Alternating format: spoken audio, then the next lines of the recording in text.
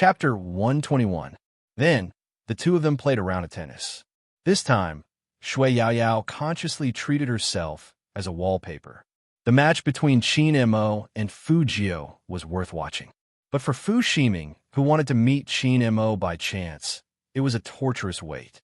He was the young master of the Fu family, and there were so many people coming and going at the door. He stood there like a receptionist, which was really embarrassing. 15 minutes ago, he had sent someone to find young Master Qin and said that he wanted to play a game of tennis with him. Logically speaking, such a request would not be rejected. But the reply he got was that young Master Qin was busy, and he was not even allowed to enter the lounge. 15 minutes, he had been standing there for a full 15 minutes. Most importantly, young Master Qin did not give him a negative answer. If he waited any longer, what would he do when those people who were doing business with the Fu family came out? If he knew this would happen, he wouldn't have boasted when he first came out. Fu Ximing gripped the racket in his hand and smiled at the bodyguard in black. "Can you help me ask again? When will young Master Qin come out?" The bodyguard in black was polite, so he did as he was told. But after Qin Mo heard the question, he still said indifferently, "Let him wait." Fu Jiu saw that the bodyguard in black had come in 4 times in such a short period of time. She twisted the black bandage on her wrist and turned her head. "What's the matter?" "Nothing." Qin Mo saw that the young man was sweating, so he turned his face over and said faintly, "Did that Fu Ximing bully you last time?" Fu Jiu raised her eyebrows. "Last time? Bullied her?" That illegitimate son couldn't even bully her. But since the Almighty asked, she had a nod. Of course, she had to nod her head. Yes, that's right." Qin Mo flicked his racket and said something incomprehensible. Fu Jiu was confused and didn't understand what the Almighty was talking about. But it didn't affect her handsomeness as she smiled at Qin Mo. Almighty Qin felt that there was nothing wrong with what he did. Since someone bullied his little brother, as the big brother, he had to stand up for his little brother. Fu Ximing didn't know when he had provoked a man. He stood outside for 40 minutes, and his handsome face was full of embarrassment. Some guests even regarded him as an assistant coach and waved him over to pick up the ball. This scene was witnessed by Fu Zhongyi and the others who just came out. Fu Ximing couldn't take it anymore. He glared at the customer and said, "You're the one who picked up the ball." The customer was also annoyed. "Aren't you here to pick up the ball? What are you doing standing here?" Fu Ximing didn't know what to say. He didn't even enter the door. He just used brute force to rush outside. "Young Master Fu, what's wrong? Where is young Master Qin?" The group of people asked anxiously. Fu Ximing had nowhere to vent his anger, so he directly said, "Scram." These people were not as rich as his family anyway. The faces of the elders immediately changed. Fu Zhongyi still wanted to explain. "This child," the guest sneered, "huh? Young Master Qin? Is young Master Qin someone he can see whenever he wants? He has been standing outside for more than half an hour. It's obvious that he hasn't given up after being rejected by young Master Qin. I've seen too many people like him. He thinks that after playing tennis twice, he can suck up to young Master Qin, but he still got angry. Stop pretending to be rich." Just this sentence put Fu Zhongyi in an extremely awkward situation. After the bodyguard in black saw this scene, he walked in again and whispered something in Qin Mo's ear. Qin Mo's expression didn't even change. He held the racket in his hand and said in a calm voice, "Got it." Chapter 122. A game of tennis didn't end until it was dark. Qin Mo was really busy. As the CEO of the company, he was also the captain of the Supreme Alliance. His calls were bound to come from time to time. Since the Almighty had no time to care about her, Fu Jiu entered the changing room and quickly changed her clothes. She put one hand in her trouser pocket, smiled evilly at the man who was still talking on the phone, and gestured for him to go out first.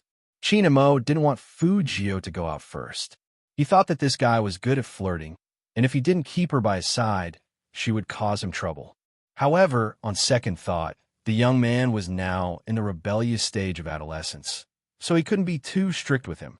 Thus, he nodded, but his eyes were still full of warning, meaning nothing more than for him to behave.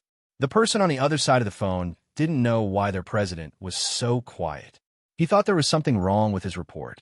He said in a trembling voice, President Qin, continue. Qin Mo put down the racket and walked into the changing room. He held the phone in one hand and bit the zipper of his jersey with his teeth. His other hand exerted force, and his posture was ruthless and handsome. Fu Jiu looked back at those smooth lines that were enough to drive women crazy and make men jealous. She then looked back at herself. In the future, she'd better not bring up the topic of comparing size with the Almighty. It felt a little dangerous. The three of them sat in the same car as before. But this time, both the driver and Shui Yaoyao were much more receptive than before. Send Miss Shui home first. Yes. The driver drove steadily. But it was hard to enter Shui Yaoyao's house. It was an old residential area next to a vegetable market. Bicycles were everywhere. Not to mention Qin, even the driver rarely came to such a place. Shui Yaoyao was sensible and didn't let them drive too deep. Let's stop here. My house isn't far. I can walk the rest of the way.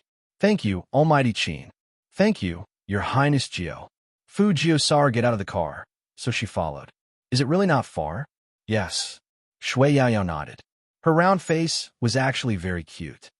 Your Highness Jiu, don't worry. I will practice the skills you taught me today when I get home. Oh, anything is fine. Fu Jiu smiled. Seeing that she had been a little nervous the whole day, she reached out and flicked her forehead. With me as the captain, we won't lose. Shui Yaoyao covered her forehead with her hand and smiled. Highness Jiu was indeed very gentle. Both of them were wearing school uniforms. Fu Jiu was already very eye-catching, and with such an action, people couldn't help but look back. The youthful atmosphere was very strong, especially in such a lively scene. Qin Mo was still sitting in the back seat with the car window rolled down. His dark eyes were as dark as the cold night, and all his emotions were drowned in them. His hand holding the business tablet paused for a moment, as though he was enduring something. This time, he didn't get out of the car. Instead, he waited for the youngster to get into the car before he slowly tidied his sleeves. Cancel today's dinner. Let's go back home.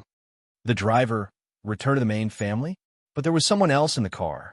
Did young master forget to send ninth young master home? Fu Jiu paused a little and raised her eyebrows. What about me? Qin Mo tilted his head and smiled, but he didn't look very happy. He patted the youngster's cheek with his black-gloved right hand. His breath was like the north wind in winter, cold to the bone. Chapter 123. Go home with the Almighty? Fu Jiu thought about it, and there was nothing wrong with that. There should be a lot of good computer parts in the Almighty's house. Okay, after we get there, we can visit Brother Mo's room. Fu Jiu said it casually, but after the driver heard what his young master said, he was shocked. Young master was going to bring someone from outside the compound home? This was something that had never happened before. Even when young master was in school, he didn't invite anyone home, although young master's tone just now didn't sound like an invitation, but like he was looking for trouble. But it was enough to make people feel like it was a dream. The car didn't go fast, and Fu Jiu could see the special signs of the military compound along the way. This kind of place was usually quiet in the middle of the hustle and bustle. Vehicles going in and out had to be checked, and ordinary people couldn't get in at all. Every day, there were special armed soldiers standing guard, and they were the most powerful people. In her previous life, it wasn't that she hadn't been to such a place. It was just that at that time, she was still the #1 player that all the intelligence agencies wanted to capture. As soon as Qin Mo got out of the car, all the soldiers in military uniforms raised their arms with a whoosh. It really made people feel that this place was different from the outside world. Young master, a middle-aged woman dressed like a servant, came up to him. Qin Mo pulled Fu Jiu over with one hand, and his voice was very calm. Annie Zhang, Fu Jiu, this is my brother. He will come often in the future, so you can arrange things accordingly. Annie Zhang was stunned. She had worked for the Fu family for so long. And since when did young master have a brother? Boss and madam probably didn't know. Fu Jiu still wanted to talk to Annie Zhang, and that charming and evil smile appeared. But Almighty Qin grabbed her wrist. Don't flirt with people, understand? I'm just saying hello. Qin Mo tightened his grip, and his voice was very calm. You can't even say hello. Go upstairs. Fu Jiu was sucking on a lollipop, and she was a little depressed. Almighty Qin, as her brother, was he too strict with her? Qin Mo entered the room, threw his jacket on the sofa, and unbuttoned his shirt with his left hand. He raised his eyebrows and looked at the young man with a domineering and ruthless look. Do you think I'm strict with you? Fu Jiu also sat down and yawned lazily. A little. Qin Mo glanced at the youngster's head that was so close to him. Somehow, the coldness in him receded a little, and his entire body was filled with elegance. Let's talk about something men talk about. Fu Jiu, a conversation between men? It wasn't appropriate for her to chat with him. She was not a man. To be honest, Brother Mo, you've got the wrong person. Do you want to fall in love now? Seeing the youngster's listless expression, Qin Mo felt that his tone was too harsh. After all, he shouldn't treat his younger brother like a subordinate. So he added, I'm not against puppy love, but you should focus on your studies now. Fu Jiu was confused. She didn't want to be in a relationship. Stay away from girls in the future. Seeing that the youngster didn't look up, Qin Mo's voice softened. Before falling in love, you should at least pass the test, right? Last place, huh? Fu Jiu couldn't help but raise her arm and place it on the man's shoulder. Her eyes were very beautiful. Brother Mo, why don't we talk about how to be a good brother? Chapter 124. Usually at this time, no one dared to mess with Qin Mo, but Fu Jiu was different. In her eyes, nothing was scary. It will be better if you could be a little more tolerant. I haven't thrown you out yet. I'm already being very tolerant. Qin Mo glanced at the youngster's hand lightly, and his voice was low. Fu Jiu looked at her posture and explained seriously. I'm doing this because I'm close to Brother Mo. I see that there are many people who are close to you, such as Shui Yao Yao. Qin Mo sneered. He hadn't expected this guy to have feelings for such a girl. He tugged at his shirt and changed the topic. Are you hungry? Qin Mo's lips curled into a smile as he looked at Qin Mo. Fu Jiu nodded with a lollipop in her mouth. I've been hungry for a long time. Hearing that, Qin Mo glanced at the youngster, but he felt that he was making a mountain out of a molehill. It was just a good feeling, not a liking. It was normal to have feelings for people at this age. Too much discipline would indeed attract disgust. Youth was rebellious. Thinking of these words, Qin Mo decided to discipline him appropriately and not overdo it. What do you want to eat? Qin Mo asked Fu Jiu as he walked to the phone. Fu Jiu thought for a while. Spicy hot pot, with more tripe and beef, and a plate of vegetables. Qin Mo didn't attack the youngster for being a foodie after hearing that. He lowered his eyes and pressed the intercom. Hello, Annie Zhang, let's eat at home. Prepare some hot pot seasonings, spicy seasonings, and Fu Jiu looked at the man's handsome and elegant side profile and was a little surprised. She thought they would go out to eat, but she didn't expect to eat at Qin's house. Look around first, I'm going to change. After saying this, Qin Mo tugged at his collar as if he was going to walk into his bedroom. Then he thought of something and stopped, asking, Do you want to change too? Of course, Fu Jiu wouldn't agree. She didn't want to experience what happened in the changing room again. Brother Mo's clothes are too big for me. Hearing that, Qin Mo looked the youngster up and down. He was indeed a little short, but he didn't say this out loud. As a good brother, it was necessary to save some face for his little brother. Unfortunately, Fu Jiu didn't realize that the Almighty was saving her face. After all, Almighty Qin's eyes were too expressive. She wasn't stupid, so she knew what he was thinking. She looked down at herself. She was 173 centimeters. As a girl, she wasn't short at all. Since her master was gone, of course Fu Jiu would walk around. She was especially interested in this man who had almost caught her. After all, she had been free and unfettered in the West for so many years.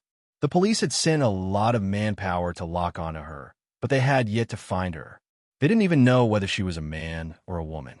This time, she was found out partly because she couldn't keep up with the tools she used before. But even so, the Almighty's reasoning ability was inhuman. With Qin, with he, with fu, with I, he, with I, fu, he, with he. Chapter 125. On the mainland, there weren't many people who could study criminal psychology. What's more, there weren't many who could write annotations in a book. Fu Jiu curled up her thin lips playfully. The Almighty had hidden himself quite well. No wonder they all said that young Master Qin was someone the entire Northeast province couldn't afford to offend. If the police had someone like the Almighty, it would be hard for her to hide herself. Criminal psychology, psychological profiler, and computer expert, Fu Jiu always believed that there were some people in this world who couldn't be compared to them no matter how many times they were reborn. The Almighty might be one of those people interested in my book. Qin Mo had already changed his clothes.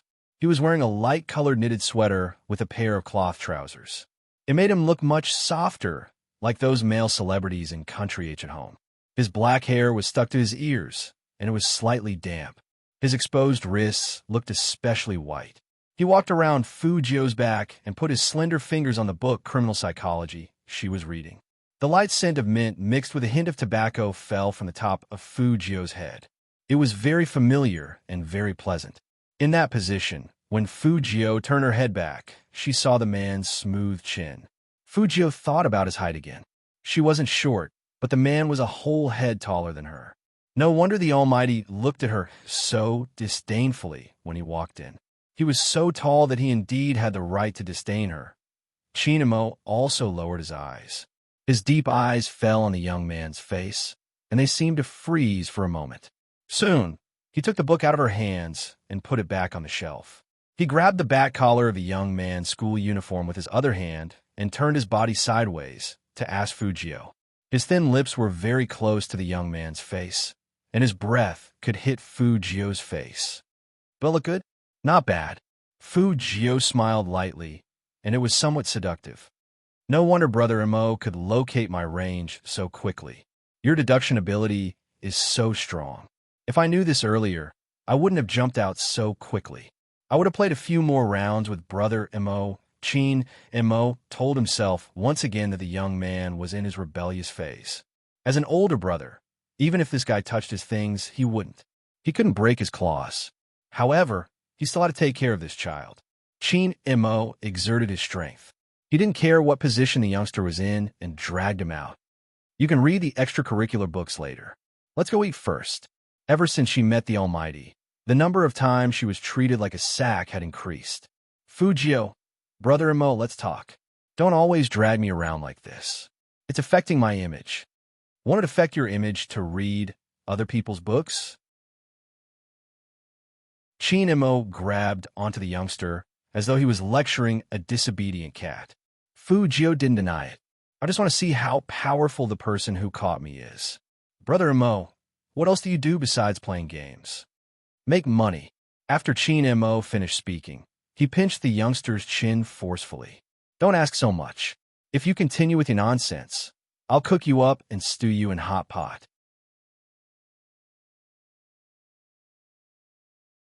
Chapter 126. I don't need to chase after a girlfriend. Women will naturally chase after me. Qin Mo's voice was very calm, and he lowered his handsome face. Even his breath was on Fu Jiu's lips. "So what you said is not within my consideration. Be good and listen to me. Don't let me break your neck. That's what you need to do, understand?" After saying this, Qin Mo let go of the youngster. His back was straight and even seemed to be matter-of-factly. Fu Jiu found it hard to refute what the Almighty said. According to the man's style, he didn't need to worry about finding a girlfriend. In Jiang City, not only girls who played games worshipped him as a god. Even young ladies who didn't play games couldn't resist the temptation of the Qin family's power and influence. And even if all these things were thrown out, with the Almighty's figure and looks, even if he went to a nightclub, he would still be a popular cowherd. In the future, she shouldn't attack the Almighty with girlfriends because she couldn't do it at all. Unlike the Almighty who attacked her grades, every attack was accurate. Thinking of this, Fu Jiu was a little depressed. She was going to comfort herself with hot beef hot pot later. But what she didn't expect was that after she sat down, there was a set of chopsticks and bowls on the table. That seat was placed in front of the man. Fu Jiu looked up at Aunt Zhang with a light smile. That clean and handsome face was full of sunshine. Aunt Zhang didn't dare to make eye contact with this handsome boy. She just kept tilting her head and looking at Chinamo, looking like she wanted to say something but didn't. Seeing this, Fujio knew that the Almighty had ordered her to do something. She didn't beat around the bush and said to Chinamo, "Brother Imo, where are my chopsticks?" The beef in the spicy pot was boiling. At this time, she took it out and stuffed a big mouthful into her mouth. Even her lips and teeth were fragrant. Just thinking about it made her feel delicious. Chinamo only lifted his eyes slightly and put a pile of beef into his bowl with his chopsticks. "This brother of mine is so bad, so of course I'll eat it. You watch." "Fujio, Almighty, you can't be so cruel. You won't have any friends, do you know that?" Chinamo glanced at him again, only to see the youngster's handsome face collapse instantly. His beautiful eyes were still looking at him, his silver hair fluttering innocently. This reminded him of the youth's rebellious phase, and he began to reflect on whether he had gone too far. After all, this was the youth's first visit. "Are you craving beef?" Chinamo asked the person opposite him.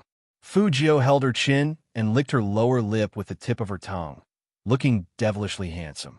"Brother Imo, I've been playing tennis with you for so long. I'm hungry. When you were playing tennis with me, how many people did you flirt with? Have you counted?" Chinamo smiled, but it wasn't warm. "I spent a third of my time teaching others." Fujio paused and stood up all of a sudden. She put her arm on the table and leaned over. Her thin lips curled into a smile. "Jealous? Jealous?" Chinmo's body temperature dropped even further. He held the bamboo chopsticks in his hand and used his eyes to signal the youngster to look at the bottom of the pot. "You want to become it again?"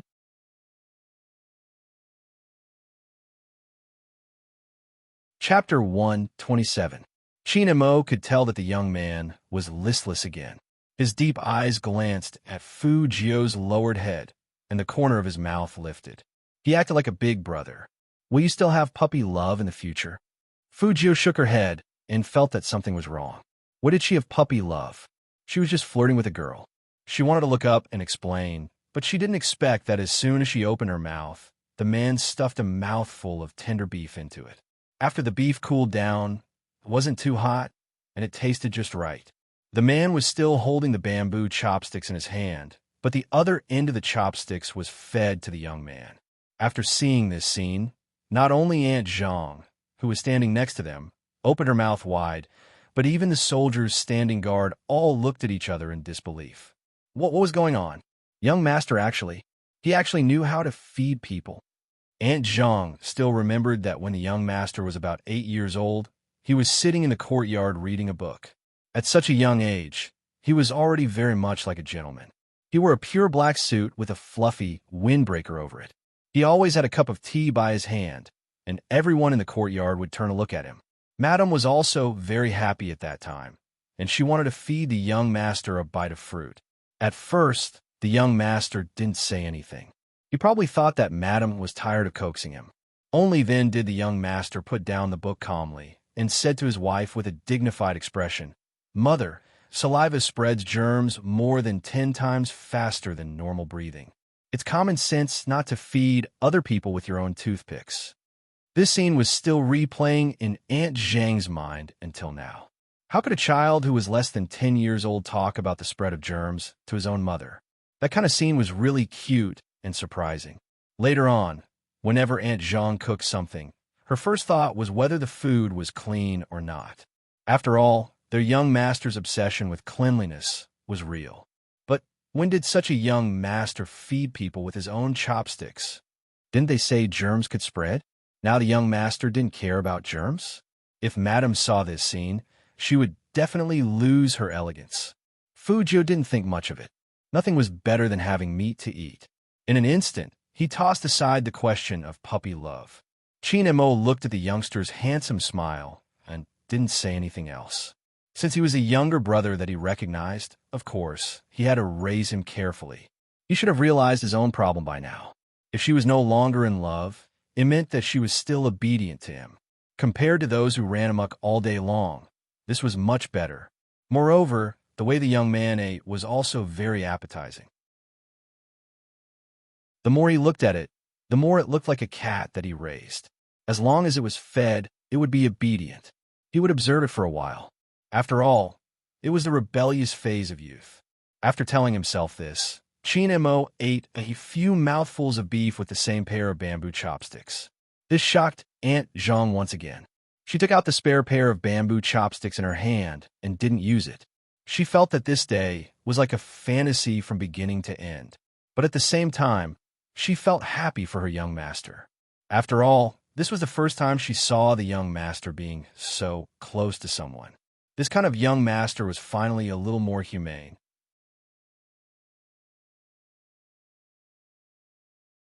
Chapter 128. After eating the hot pot, Fu Jio was very satisfied. Just as she was about to say goodbye to the Almighty in a cool manner, she heard the man say slowly, "I've asked someone to prepare the physics books. The tutoring starts today." Fu Jio had a natural aversion to physics. She supported her chin with her fingers and smiled like a playboy.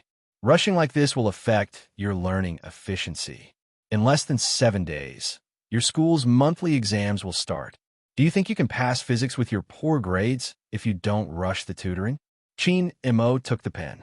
His side profile was still handsome, and his voice was calm, as if he was just stating a fact. But even so, our Lord Jiao still felt like she was being attacked. Fu Jio couldn't help but ask herself why she chose the Almighty of all people to tutor her. Get up and follow me upstairs if you're full. Don't dawdle if you're a man. Qin Mo was wearing a knitted sweater with one hand in his trouser pocket. He didn't look so oppressive, and because of this, Fu Jio didn't dare to flirt with him. The Almighty was too pure and refined. If she wasn't careful, she would be swayed by his face. The ancient people said that femme fatale was not groundless. She was bewitched by his face. Focus. The two of them sat in front of the same desk. Apart from the physics textbooks, there were all kinds of data cables, economic magazines, and the tablet that the Almighty often used, as well as psychological analysis tables. Fu Jio was more interested in the latter. Qin Mo's slender fingers tapped on the desk as he flipped open the physics textbook with a calm expression. Fu Jio finally pulled her attention back. Almighty Qin's phone vibrated beside him. He didn't look at it immediately. Instead, he looked up and asked Fu Jio, "What don't you know?" Fu Jio's fingers were still twirling around her silver hair. After hearing this question, she froze again. Then, she looked at Qin Mo seriously and said, "I don't know anything." Qin Mo's hand paused as he turned his head to look at the young man who was still flirting with him and raised his eyebrows. "Are you proud?" Fu Jio touched her nose. "I didn't say I was proud. Start from the beginning." Qin Mo's fingertips landed on one of the formulas. "Remember this formula first, then." Fu Jio listened carefully. After all, this was the key to whether she could participate in the esports selection contest. This isn't right. Unexpectedly, Qin Mo was exceptionally patient when it came to teaching. Perhaps all geniuses were like this. In their eyes, physics and chemistry were just some little tadpoles that they could play around with. During this period, Qin Mo also received 2 calls, both of which were business-related matters. The Almighty was multitasking and handled them beautifully. Someone seemed to have asked, "Boss Qin, what formula are you talking about? Speed? Density?" "I'm going to tutor my brother," Qin Mo replied calmly. The other boss on the other side of the phone was shocked. He turned his head and asked his friend next to him, "When did CEO Qin have a younger brother? Which one of them is having a second child? That's not possible, right? Little brother?" His friend was also confused. The boss nodded. "That's right. It's his younger brother." He even said that he was tutoring his younger brother. Friends.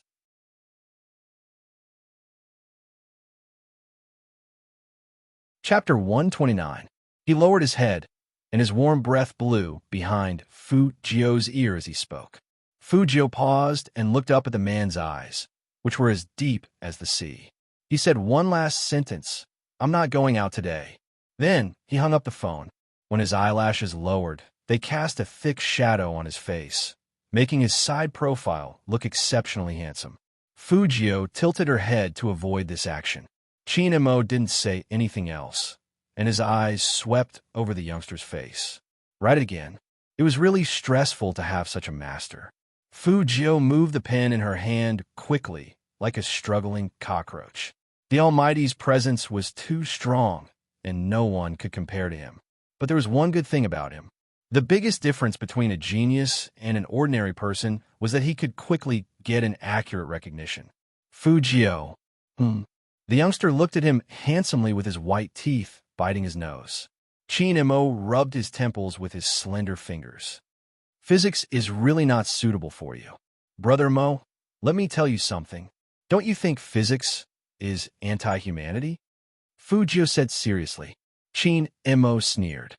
I think you're the one who's inhumane when you were born. Fujio, can't we have a pleasant conversation? That's not going to work. Chin-mo turned his fingers and pulled the physics book aside. At this speed, you won't pass in 7 days. Fujio agreed with the Almighty for the first time. I think so too. Take out your recent courses. Chin-mo flipped through the magazine. Fujio looked at the physics book in her hand and decided to tell the truth. You have to ask the teacher. Chin-mo looked sideways at the youngster and said indifferently, If I were your physics teacher, I'd throw you out right now. She didn't even know where she was studying. Fujio didn't feel guilty and asked curiously, What do you do if you know the courses? Help you predict the questions. The Almighty's careless words made Fujio realize the essential difference between a bad student and a top student. It turned out that a top student could predict the questions.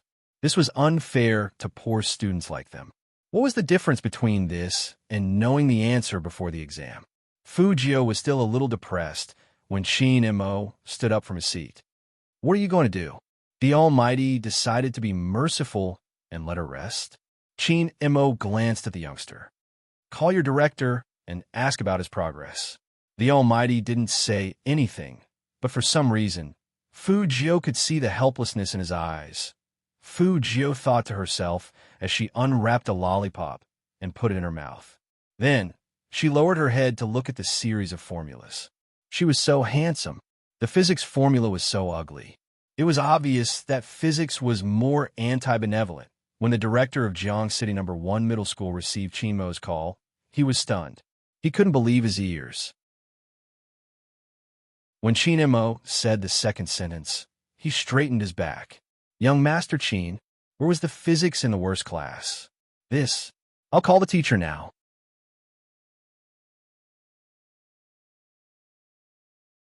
Chapter 130. Director Wang didn't know why young Master Chin suddenly cared about the seating problem, so he just said respectfully, yes. Director Quan, don't you think that it's easy to have a wrong feeling when a man and a woman sit together at the same table? Chin-mo's slender fingers were still holding the mineral water bottle. The reflection of his eyes on the bottle was like the water inside, with a slight coolness. Chief Wang was dumbfounded. Wrong feelings?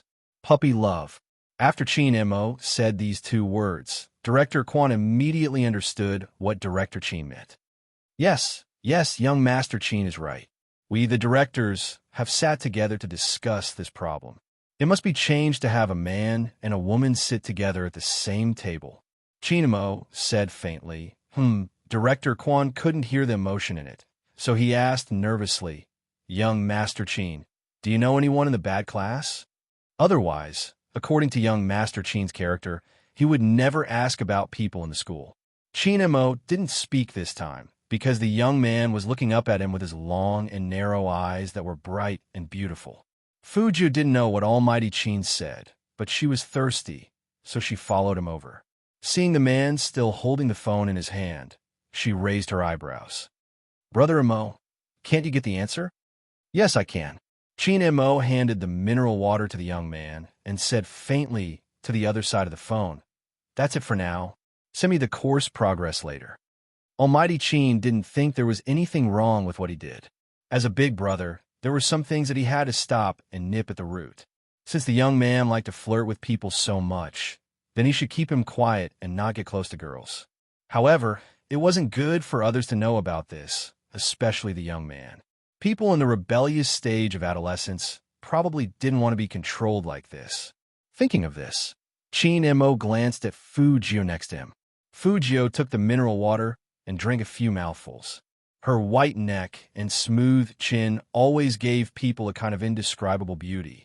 As if aware of Chin-mo's gaze, the young man turned his head.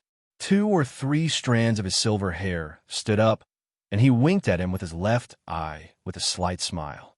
Chin Mo dragged him back to his seat. Once again, he felt that his actions were correct.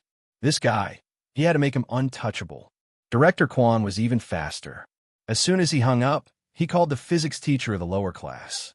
The first thing he asked was, "Is there any student with the surname Chin among the students you teach?"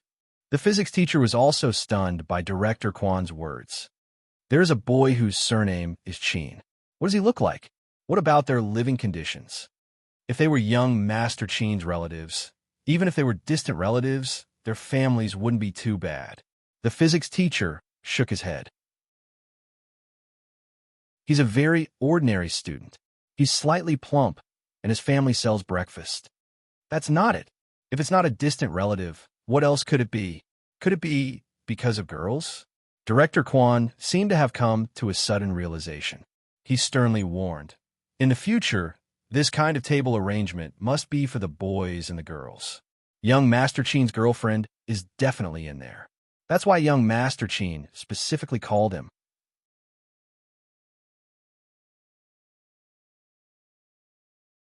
Chapter 131. Director Quan thought to himself, that was before. He didn't know that young Master Chin's girlfriend was among these girls. Otherwise, he wouldn't have said such a thing even if he was beaten to death. However, he still needed to have some manners when dealing with his subordinates. "Teacher Zhang, this isn't being conservative." Director Quan thought of young Master Chin's words as he said, "It's true that boys and girls sitting at the same table can stimulate boys' learning attitude, but it is also easy for these children to have a wrong feeling. To prevent puppy love, we should start with the arrangement of tables." Physics teacher, "Okay, that's it. Just remember it." Director Quan said seriously, "How are your physics studies going recently? What are the key points? Send them to my email." After Chin Mo received the material, he only glanced at it a few times. Then, he began to take the pen and mark the key points one by one, circling all the possible questions. What was even more amazing was that he found 4 questions from the big questions and tapped on them with his slender fingers. When you take the monthly test, you will be tested on one of these 4 questions. If you don't know how to do it, just write down the answers. Your memory should be good. Not bad. The young man smiled calmly with a lollipop in his mouth. In fact, every hacker had a good memory, especially when it came to data. If it weren't for the fact that Lord Geo didn't like physics, she wouldn't have been so miserable and needed the Almighty to tutor her. However, this man was really amazing. He could get so many big questions right. Then he could just fill in the multiple choice questions in front, and he should be able to pass. When Fu Jio thought of this, she immediately became happy. She showed her white canine teeth. "Brother Mo, since you can control the scores, shouldn't we be dismissed now? You can control the scores?" Chin Mo raised his good-looking eyebrows. Fu Jio pointed at the test paper. "Here, here, and here. Altogether, it's enough to pass. How can a student taught by me, Chin Mo, only get a passing grade?" The man's tone was very indifferent, but he was naturally noble and domineering. Fu Jio, why did she feel that letting a straight-A student like the almighty teach her physics was simply a trap? A straight-A student's requirement for scores was not on the same level as a slacker like her. She just wanted to pass, not to become a physics enthusiast. But she had no choice. After all, she still needed the Almighty's help. If one were to think about it carefully, there would be benefits to it. Compared to being tortured by all kinds of formulas, she was more used to memorizing the questions. Thinking of this, Fu Jio began to nibble on her pen again, working hard. When it was almost 10:30, she scratched the back of her head and frowned. It was already so late. "Brother Mo, should we call it a day?" Chin Mo was still in a video conference. He paused it calmly and glanced sideways at the youngster with fluffy silver hair.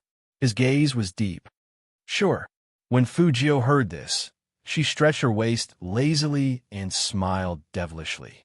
She packed her things and was about to leave. It shouldn't be hard to get a taxi home at 10:30.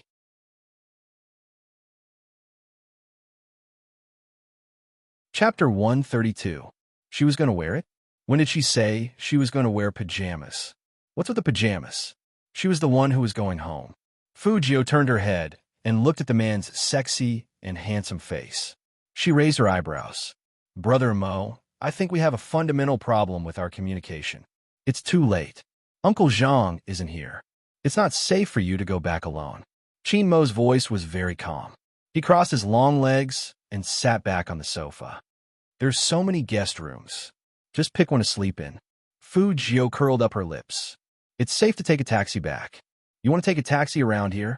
Qin Mo glanced at the young man and threw Fujio's packed school bag back onto the wooden shelf. His indifferent tone was devoid of any emotion. Fortunately, this world sometimes looks at one's looks, not IQ. Fujio, the Almighty, was attacking her again. However, the entire Chang'an street didn't allow foreign cars to enter, so she really couldn't take a taxi. Fujio picked up her phone and said, "Then I'll call my chauffeur to pick me up." Hearing that, Qin Mo's left hand, which was holding the business tablet, paused for a moment. Then his eyes slowly narrowed, and there was an endless coldness in them. "Is it hard for you to sleep here?" Fujio stopped dialing. She felt that the Almighty was quite tired after tutoring her for 2 hours. She couldn't just leave after using him. At least, she had to find an excuse to leave. If it was Saturday, I would have gone to bed. Today is Thursday, and I have to go to school tomorrow. I'm afraid I won't be able to sleep if we change places. Chinamo looked up at the young man. Then, he picked up the tablet and stood up. He patted Fujio's left cheek lightly. "When did you become a good student who attended classes on time? Don't find such a bluffing excuse. I'll go to the company tomorrow and take you to school on the way. Now, go to Aunt Zhang's to get your pajamas. Or do you want to study one more question before going to bed?" Fujio, could this alternative of choosing one more question be called an alternative? Her chest was still bandaged. She was afraid that she would be exposed if she slept here. Fujio lowered her eyes, thinking about how to reject him. There was a knock on the door. "Young master, 9th young master's pajamas are ready." It was Annie Zhang. When she heard that the young man was going to stay at the Qin family, she was very surprised. Young master was becoming more and more humane. He even invited a friend to stay for the night. If Madame knew about such a major change, she would definitely ask for all the information about this 9th young master. In fact, even Aunt Zhang herself was curious. Which child of the Fu family was this? How could he get along so well with their young master? Qin Mo retracted his hands from the youngster's face. "Come in." Aunt Zhang held the pajamas with both hands, and she looked at Fujio with eyes full of kindness. "Young Master Gio, I see that you are thinner than young master, so I brought you the clothes that young master wore in middle school. I hope young master Gio doesn't mind." Fujio could reject the Almighty, but if she didn't accept the pajamas now, she would be hurting an old man's heart. He thought about He Honghua, then looked at Aunt Zhang's sparkling eyes. Our Lord Gio only hesitated for a moment. He was thinking about how to say something so that Aunt Zhang wouldn't be too disappointed.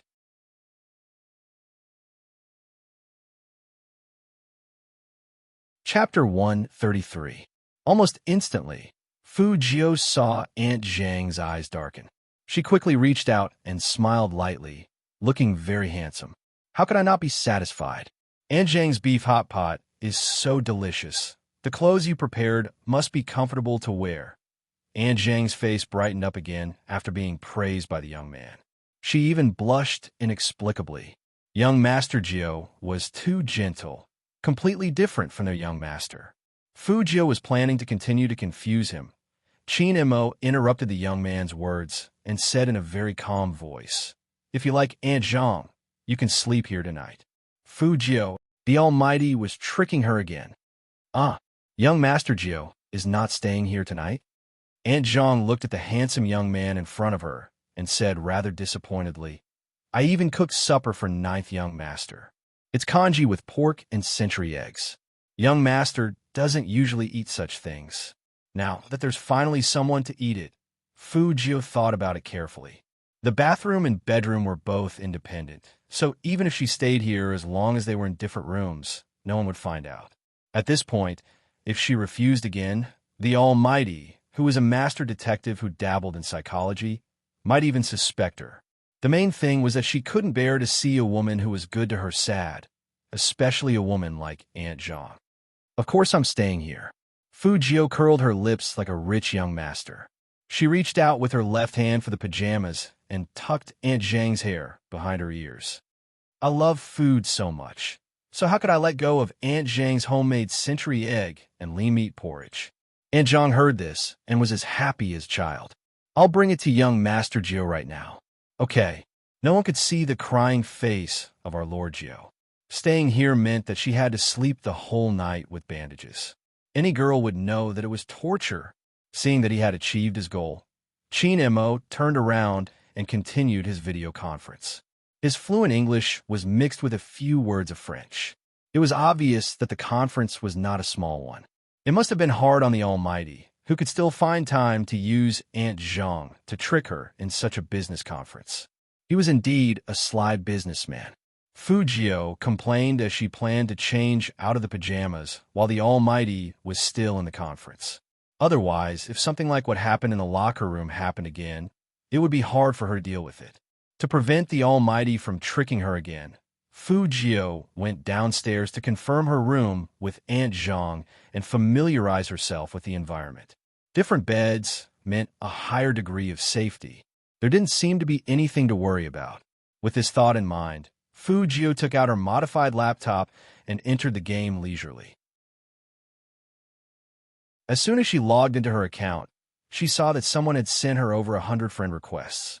Fu Jio opened the page, and it was all awarding you a slap of pleasure. Idle, why didn't you add me? Idle, hero is too much. How dare he say that I maliciously harass players? I only sent you 100 messages. I was going to send you 1,000. I have money in the game. Idle, didn't you say you were going to carry me through dungeons and send me flying? Why haven't you appeared yet? Idle, why aren't you playing? Have you been kidnapped by the Almighty?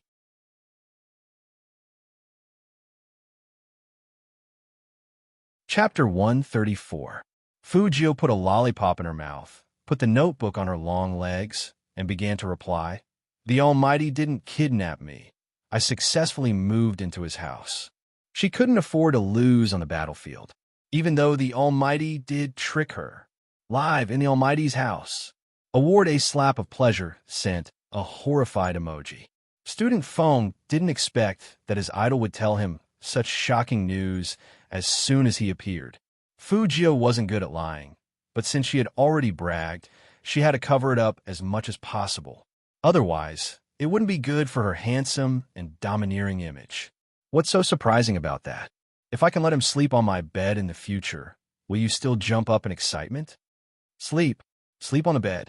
Student Feng's face started to turn red again, and he said righteously, Idle, let's not talk about such a dirty topic, or we will be reported. Fu Jio was amused by the screen, and she was about to raise her hand to type. A tall and slender figure came down from behind her, and he said in a deep voice, If I can let him sleep on my bed in the future. Fu Jio's back stiffened when she heard that familiar and cold voice. The last thing she regretted in her life was that she didn't lock the door just now. Who knew that the Almighty would sneak in while she was playing games? He didn't even make a sound when he walked. Did he think he was a cat? Qin Mo sneered first, then turned his face to look at the young man in front of him. His eyes were as deep as the flowing water in the dark night. So you want to sleep on the same bed with me that much? It seems like there is no need to arrange another guest room for you. It's a waste of space. His expression didn't show any emotion, but it was enough to chill the air around them. Fu Jio coughed lightly. This is a misunderstanding. Really? Qin Mo raised his eyebrows and took the young man's notebook. He put his fingertips on it, and he said casually and lazily, This kind of misunderstanding is really rare. It's the same reason why you got last place in your exams. Fu Jio, every verbal attack was so technical. Seriously, how did the Almighty develop this habit? What's so great about being a top student? In the future, don't add people in the game, even teammates. It will affect your intelligence, Qin Mo said faintly as he operated the youngster's account. Naturally, he kicked awarding you a slap of pleasure out of Spadez's friend list. Then, he moved his mouse and took a screenshot to send to the game staff, specifically complaining about student phone. Fujio was caught off guard as she watched the Almighty's fluid movements. She thought that baby phone was going to go crazy this time. Student phone was indeed angry. Was he bullying him for being rich? He had only chatted with his idol for a few days. He hadn't even given him a gold diamond yet. He hadn't done anything. Why did she say that he was harassing her? No, he had to find out who had complained about him.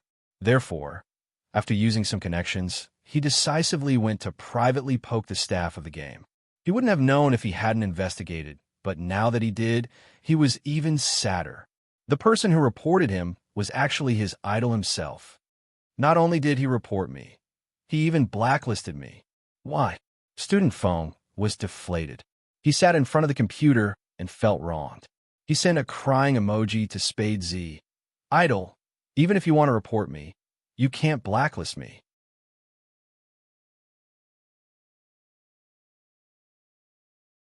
Chapter 135. The man's indifferent voice didn't reveal any emotion.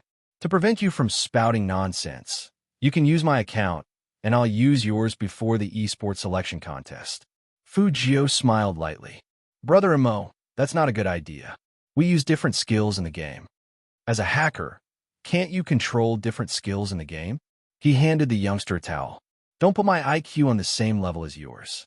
Write down your account number and wash your claws. Or do you prefer me to wash them for you? Chinmo's smile turned colder. His eyes filled with nobility as he handed the youngster a towel. Fujio just remembered that she hadn't showered yet. She couldn't care less about comforting baby phone in the game. She took the bath towel from the Almighty's hand and rushed into the bathroom. This time, she didn't forget to lock the door, and she even locked it twice. Fujio completely believed that the Almighty would rip people's clothes when he was shameless. It was better for her to take the safe route. Thinking of this, Fujio raised her eyes and looked at herself in the mirror. She was so handsome, but she was still threatened. Sigh. Chin-mo seemed to notice the depression of the young man in the bathroom, so he stood up and walked slowly to the door. He put one hand in the waistband of his khaki pants, and he looked very cool. His voice was still indifferent, but it had a natural sense of command. You can use the game currency in the account, but you're not allowed to add people. Game currency? Fujio's long and narrow eyes lit up.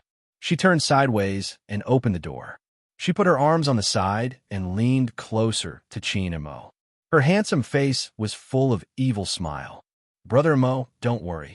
I have the basic ethics of using an account. For example, he didn't expect the youngster to open the door. Looking at the person in front of him, his silver hair was wet. He freed one hand and pushed Fujio back. Take a good shower. Fujio didn't know what to say. Instead, she pushed him back. This time, Fujio didn't care how cold the Almighty's tone was. She smiled brightly, locked the door again, and started to take off her clothes. But when she was halfway through, she still felt a little awkward. She could sense that Chin-mo hadn't left. He was sitting on the sofa outside the bathroom. It seemed like he was still in a meeting.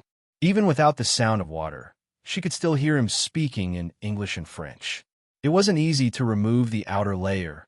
Only the inner bandage remained. Fujio glanced at herself and sat on the edge of the bathtub. She stretched out her long legs and bent one of them to the left. She turned her face to the side and carefully unwrapped the white cloth in front of her chest bit by bit. As she moved, her silver hair drooped down and hit the attractive side of her face. It made her look very handsome, like a beautiful young man full of vitality. But at this moment, if Chin-mo came in, he would definitely find out that the younger brother he recognized wasn't a younger brother, but a younger sister. Fujio, the legendary gay who liked men. In fact, she was always straight. But no one could have imagined that she was a girl, because he needed to continue using the strip of cloth after he took a shower. He couldn't let it get wet, nor could he tear it. Finally, the last layer was opened by her, and the pair of pure white jade rabbits were about to jump out. There was a sudden knock on the door behind her.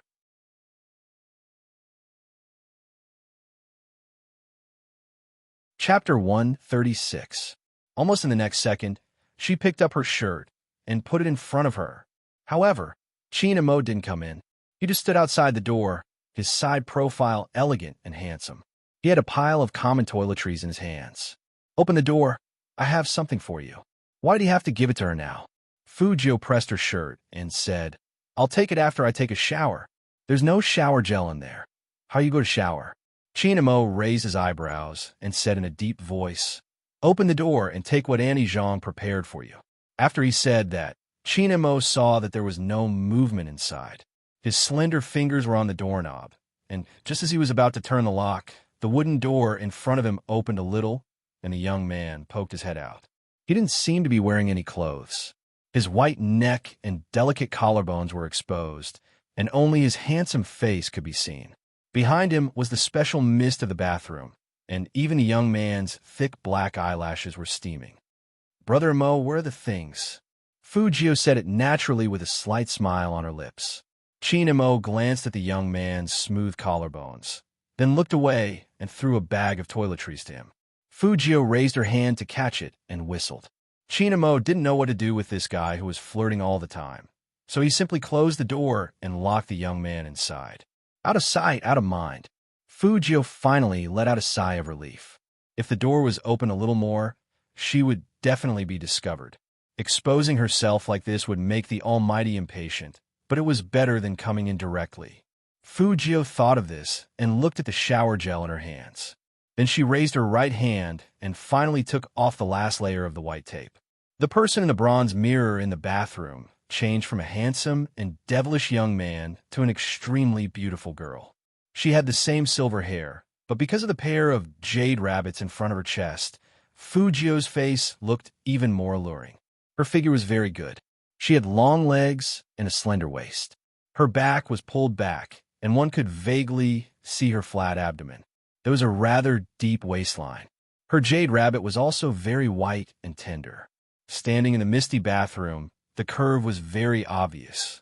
In fact, because it was too full, it gave people the urge to rub it. Fu Jiu lay in the bathtub and closed her eyes, letting the water drip down onto her fair and handsome face.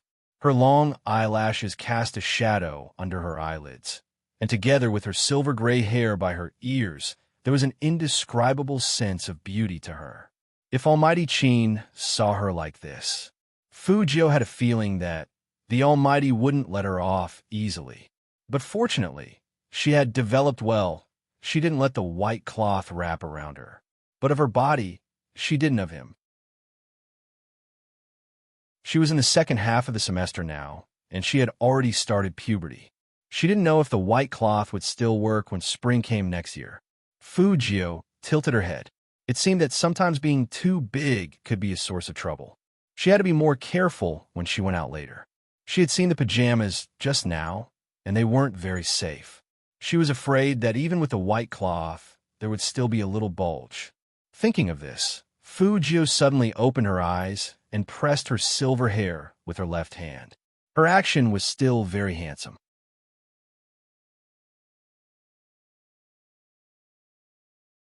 Chapter 137. Qin Mo's attention was still on the business meeting. On his left was a transparent cup filled with water. On the other side of the meeting, Manager Feng felt very strange. CEO Qin State today was obviously a little absent-minded. Regarding the esports selection contest, I have a new idea.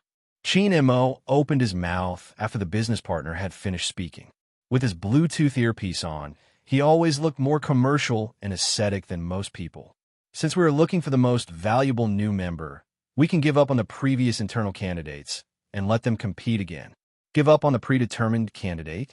The managers of the Qin's club looked at each other in dismay. Qin Mo's partner was a European. He lifted his lips and smiled helplessly. But Qin, you were the one who came up with the plan. That was the previous Qin group, not the Qin group that I took over. Qin Mo's voice was indifferent. Even in front of a business partner, he was calm and professional. Talents can never be selected through internal selection. I believe Robert has heard of this saying, mastermind in civil, the master is among the people. Hearing this, Robert's eyes lit up.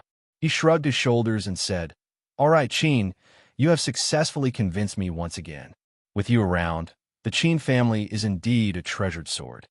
Qin Mo slid his fingers. He didn't deny it, nor did he act humble. Thank you. Qin, I like your personality. Robert laughed.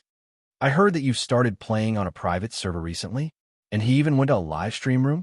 Our teams are all very concerned about who had the ability to make you pay attention to a small stream. Qin Mo's expression didn't change at all. He tilted his head and lit a cigarette, holding it between his slender fingers. He looked noble and upper class. It's not a matter of ability. That's my brother. Brother? Robert expressed his surprise. Secretary Liang was in charge of meeting minutes. Usually, he would sit in on these international meetings. But after hearing the word younger brother, Secretary Liang felt a little uncomfortable. President Qin, didn't you say he wasn't your biological brother? Why do you have such a doting tone even in a meeting? Robert was still asking. Qin, when did you have a younger brother? I remember that you're the only one in the Qin Corporation, right? God, brother. All right, let's not talk about this anymore. He's still bathing. Qin Mo glanced up and glanced at the clock on the wall. I'm going to check on that guy. That's all, good night. Robert was extremely curious. In his impression, Qin was someone who was hard to get close to. She really didn't expect that man to treat her brother so well. In the past, he did not like Chinese people because some Chinese people would neglect their families when they had business. Now, looking at Qin's appearance, he was even more certain that he would cooperate with the Qin Corporation to the end. The members of the club didn't have much of a reaction when they saw that. Secretary Liang, on the other hand, felt a headache coming on. The CEO had only known the young master of the Fu family for a few days, and he was already bringing him home for a shower. No, he couldn't let his imagination run wild. The CEO must have found a companion because he had been living alone for too long. But even if he wanted to find someone, he should find a woman, right?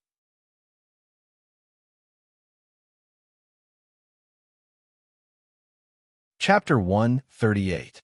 Secretary Liang was really in a dilemma. Should he call Madam or his boss? But what should he say if he called them? He couldn't say that Boss Qin was turned gay by a man, right? Different from Secretary Liang's active thoughts. Feng Shang, on the other side of the game, only thought that he was the most pathetic person in the world. So when his brother knocked on the door and came in, he didn't put away his laptop. He looked depressed and haggard. Manager Feng thought that his brother didn't have enough money in the game, so he immediately added 3,000 yuan into the account and asked, "Is it enough?" "No, it's not about the money." Even though Feng Shang stuttered, he still felt that today's incident was very sad. Feng, he raised his eyebrows. "Then what is it?" Feng Shang was just about to tell his brother that he knew Spade Z, but on second thought, if his brother knew about this, he would definitely know that he had participated in the internal signing that day. Thus, he just shook his head and didn't say anything. Feng Yi, on the other hand, wanted to complain to his brother. "I'm going to be very busy from now on. I don't know what's going on with CEO Qin, but he suddenly canceled all the internal signings eligibility to join the team. If they want to join the team, they'll have to participate in this year's esports selection contest. I have to rearrange the plan, and I won't be able to go on a date at the nightclub in the future." I don't know. In fact, Feng Shang knew. He always felt that Almighty Qin's decision was to stand up for his idol no matter how he looked at it. Could it be that his idol was really taken away by the Almighty? The more Feng Shang thought about it, the more depressed he felt. He wanted to raise his idol, but why did Almighty Qin beat him to it? Fu Jio didn't know that someone wanted to raise her. She held a towel in her left hand and casually wiped her short silver hair. She walked out of the bathroom barefooted. The ends of her hair were still dripping water, and the water fell on her pale lips. Her skin was white and supple, and it was as clear as jade. From the bridge of her nose to her chin, she was impeccably beautiful. She was so clean that people couldn't help but take a second look. The young man had a lollipop in his mouth as he slowly walked toward Qin Mo. That lazy look made him look like a demon deacon in a comic, very handsome. After the bath, the youngster seemed to have become even more eye-catching. With such an eye-catching person around, Qin Mo couldn't continue with his work. He closed all the documents and placed the tablet at the side. He glanced up at the youngster and looked into his eyes. He raised his right hand. Give me the towel. Fujio didn't resist the Almighty at this moment. After all, she was wearing pajamas. Her goal was to protect her front, so she handed the towel to the man. Chinemo shook off the water droplets that landed on the back of his hand, his voice calm. Lower your head. Fujio lifted the corner of her lips. The Almighty wanted to wipe her hair. Coincidentally, it wasn't convenient for her to wipe it herself, so she just handed it over to the Almighty. That way, she wouldn't expose herself if too many water droplets dripped onto the front. Thinking of this, Fujio leaned over obediently. Chinemo looked at the furry head in front of him. He raised his right hand, but it wasn't a gentle one. After all, Almighty Chin believed that he should treat his younger brother the same way he treated his younger brother. A boy didn't need to be gentle with him.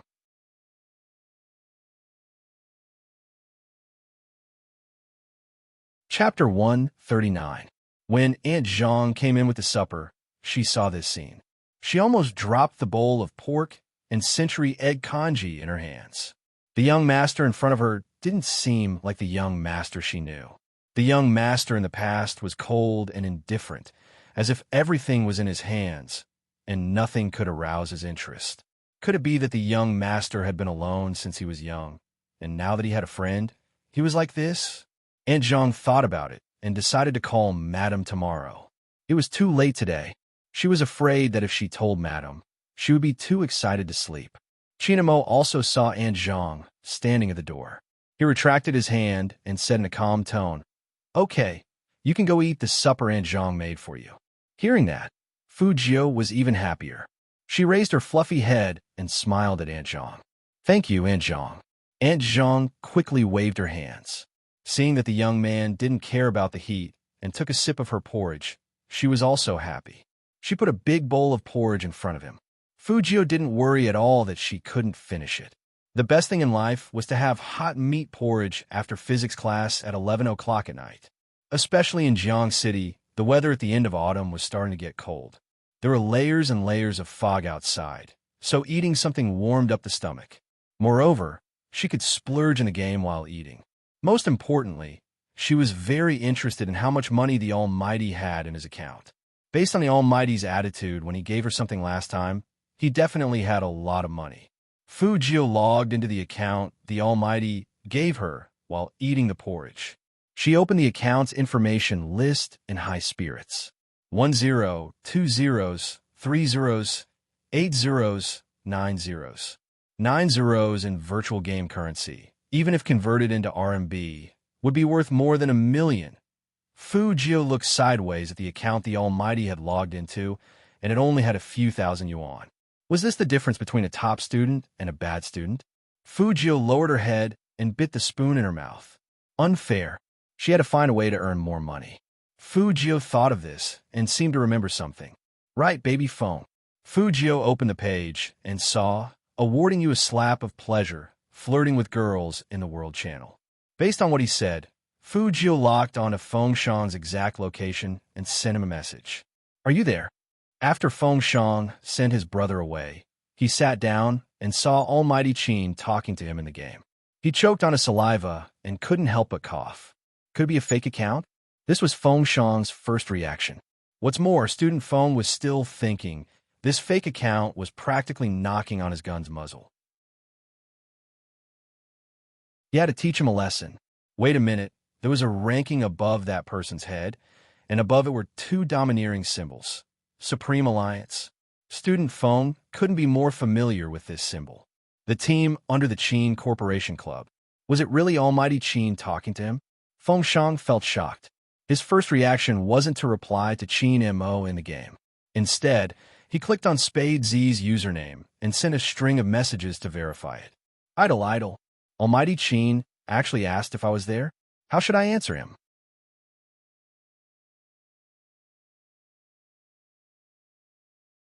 Chapter 140. As expected, this fellow did not look at him. He would do something flirtatious.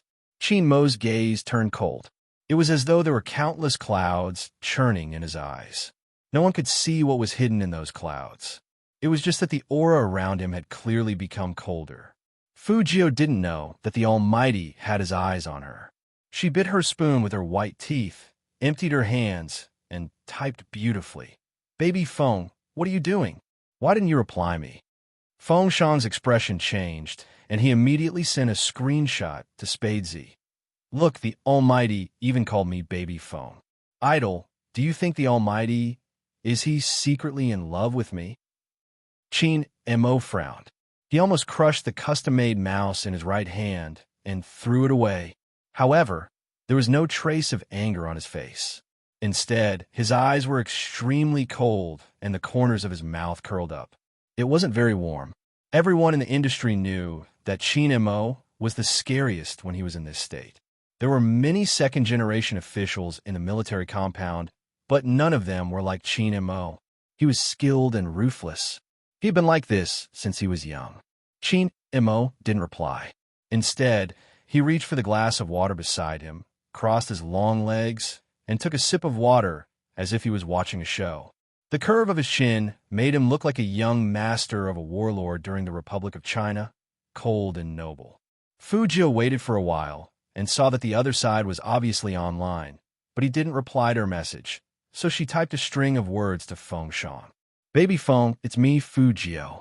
I'm using the Almighty's account." Feng Shan was still thinking that other than his idol, even if Almighty Qin confessed to him, he would decisively blacklist him. He didn't expect to see such a sentence when he opened the message. Feng Shan was stunned.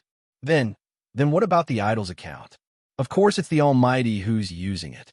Also, I have to clear my name. The person who blacklisted you and complained about you is also the Almighty. Fujio thought that she could finally trick the Almighty for once. She typed happily, "He has been using my account since the beginning." When Feng Shan saw this, he turned back to look at his conversation with Spadesy. He was on the verge of tears. He typed without stuttering. "Idol, why did you give your account to the Almighty? This is bad. Miserable." Fujio didn't understand. What's so miserable about it? Feng Shan felt that he couldn't explain it in such a short time, so he sent a screenshot of the chat to Fujio. Fujio was happily eating her porridge. After all, she was now using the Almighty's account, and she was a real rich person in the game. Her 9 digits in profile data was not a lie. Later, she would ask Feng Shan to cooperate with her to take on a big mission to clear a dungeon. This time, she would raise the price a bit higher and get some fresh blood. Otherwise, it would be a waste of the virtual currency in the Almighty's account. However, the moment she curled her thin lips and clicked on the message, all her beautiful plans came to an abrupt halt and disappeared at lightning speed.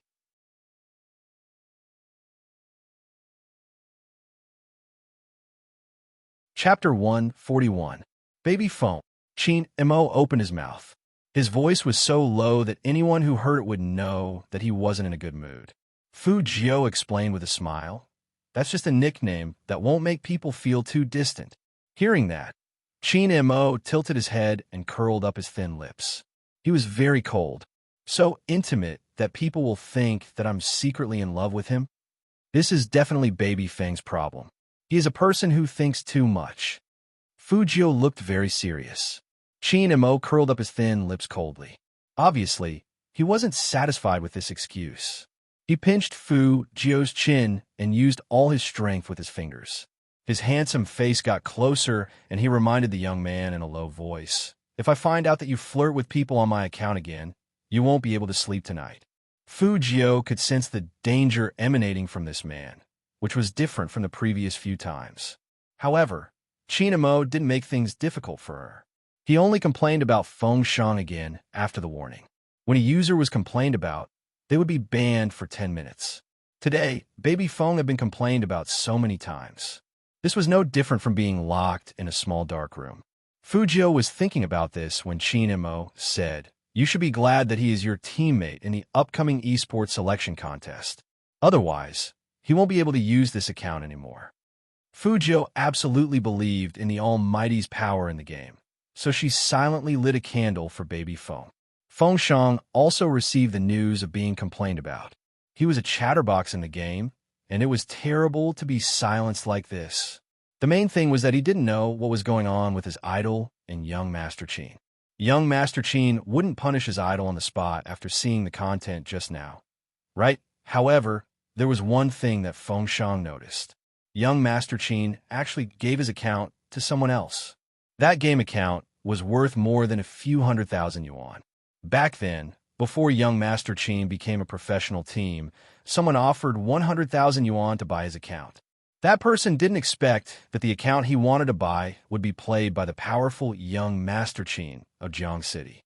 Not only did he offend Young Master Qin, but he never showed his face in the game again.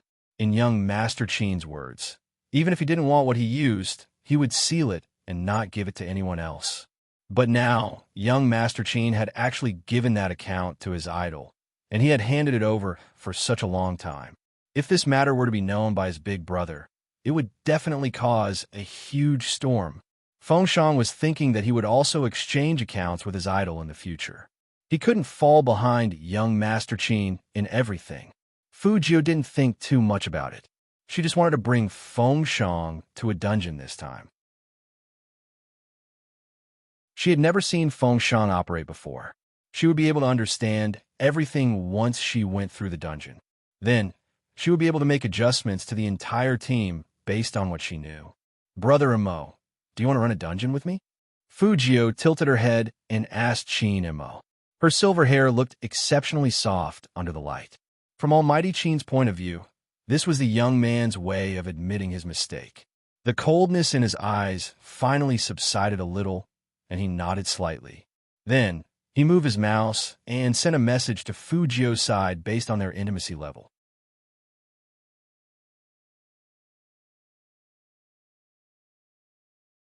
Chapter 142.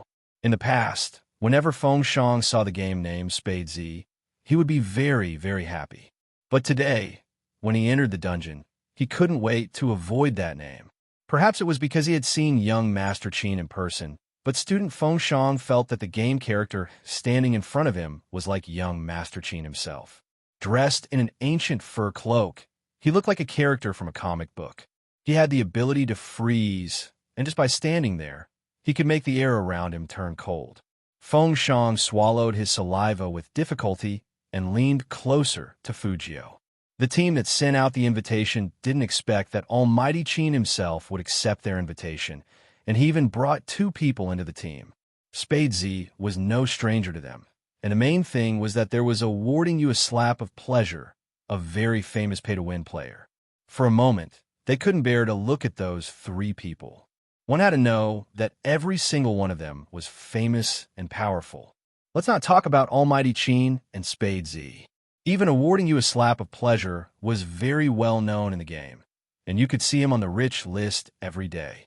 The strange thing was that this person would always flood the screen when he entered a dungeon, and he would be even more unrestrained when he saw a pretty girl. Why was it so quiet this time? While the rest of the players were still wondering, Fu Jiu had already started commanding. Compared to her low-level account, the Almighty had a fully equipped main account, so it wasn't too easy for him to clear the dungeon. He went all the way up, killing everything in his path. But Spade Z's account didn't move at all. He didn't even make a move. It was useless.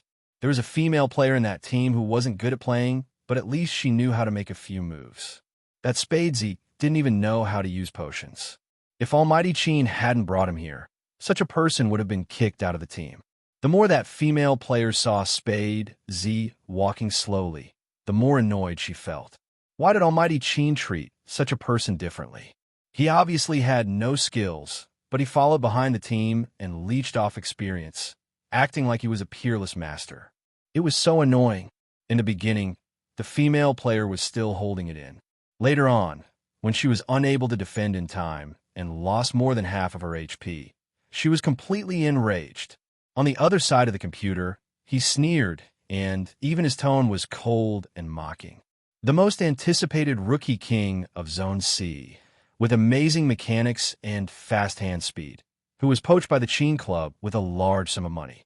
Turns out he's just a weakling who only knows how to follow the Almighty to leech experience. He doesn't even know when monsters are approaching. Not to mention, from what I see, those first kills aren't necessarily taken by him.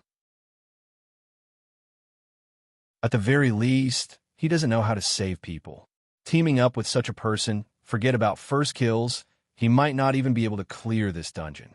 Hero was a game that could speak, which was why Hero was loved by so many professional teams.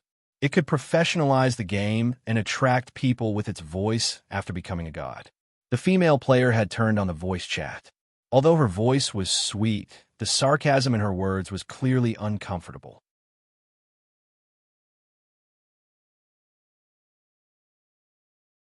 Chapter 143.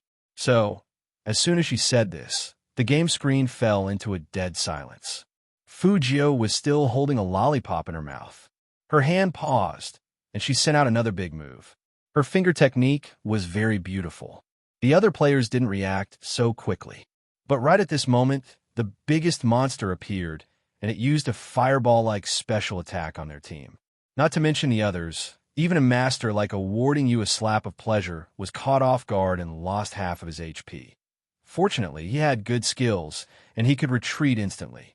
The rest of the players weren't so lucky. They were directly knocked down to the ground, and they died very miserably. Logically speaking, when a team had 3 players left and one of them was dying, it was impossible for them to win this round.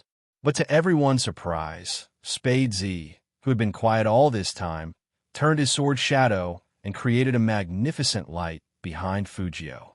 The light almost filled up the entire screen, and the dazzling silver color was so dazzling that people couldn't come back to their senses for a long time.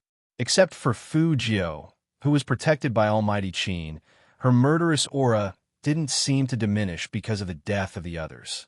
Instead, under Almighty Qin's cover, she directly jumped up, and even her black battle robe had a silver glow as she used a killing blow.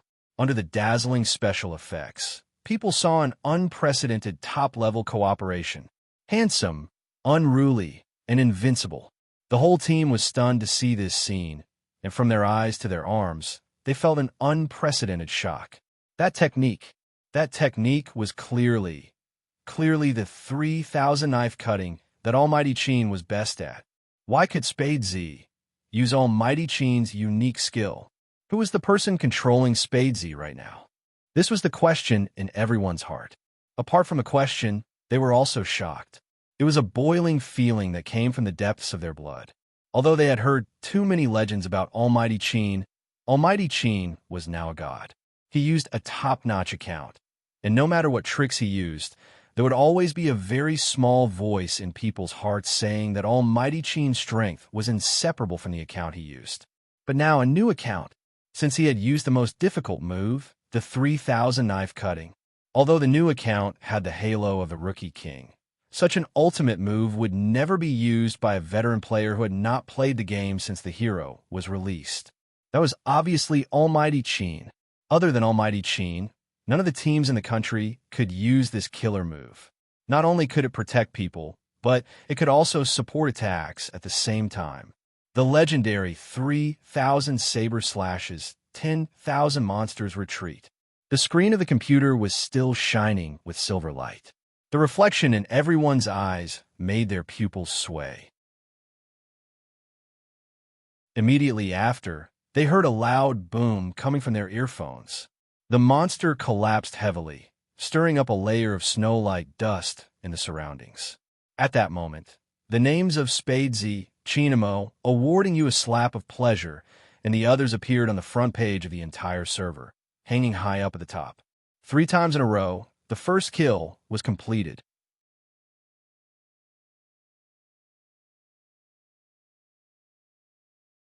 Chapter 144.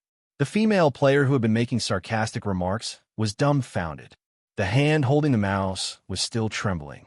The news of the team had already exploded. Everyone was talking about the ultimate move, 3,000 knife cutting. After the silver light dissipated, the team members automatically resurrected. At this moment, Fujio moved and sent a string of words over. From the beginning of the dungeon, I told you to protect yourselves and not get killed by monsters. Even if Spadesy didn't save anyone, he didn't lose any HP. As for you, little Ripple, I was the one who picked you up. I'm the commander. If I don't say anything, don't move.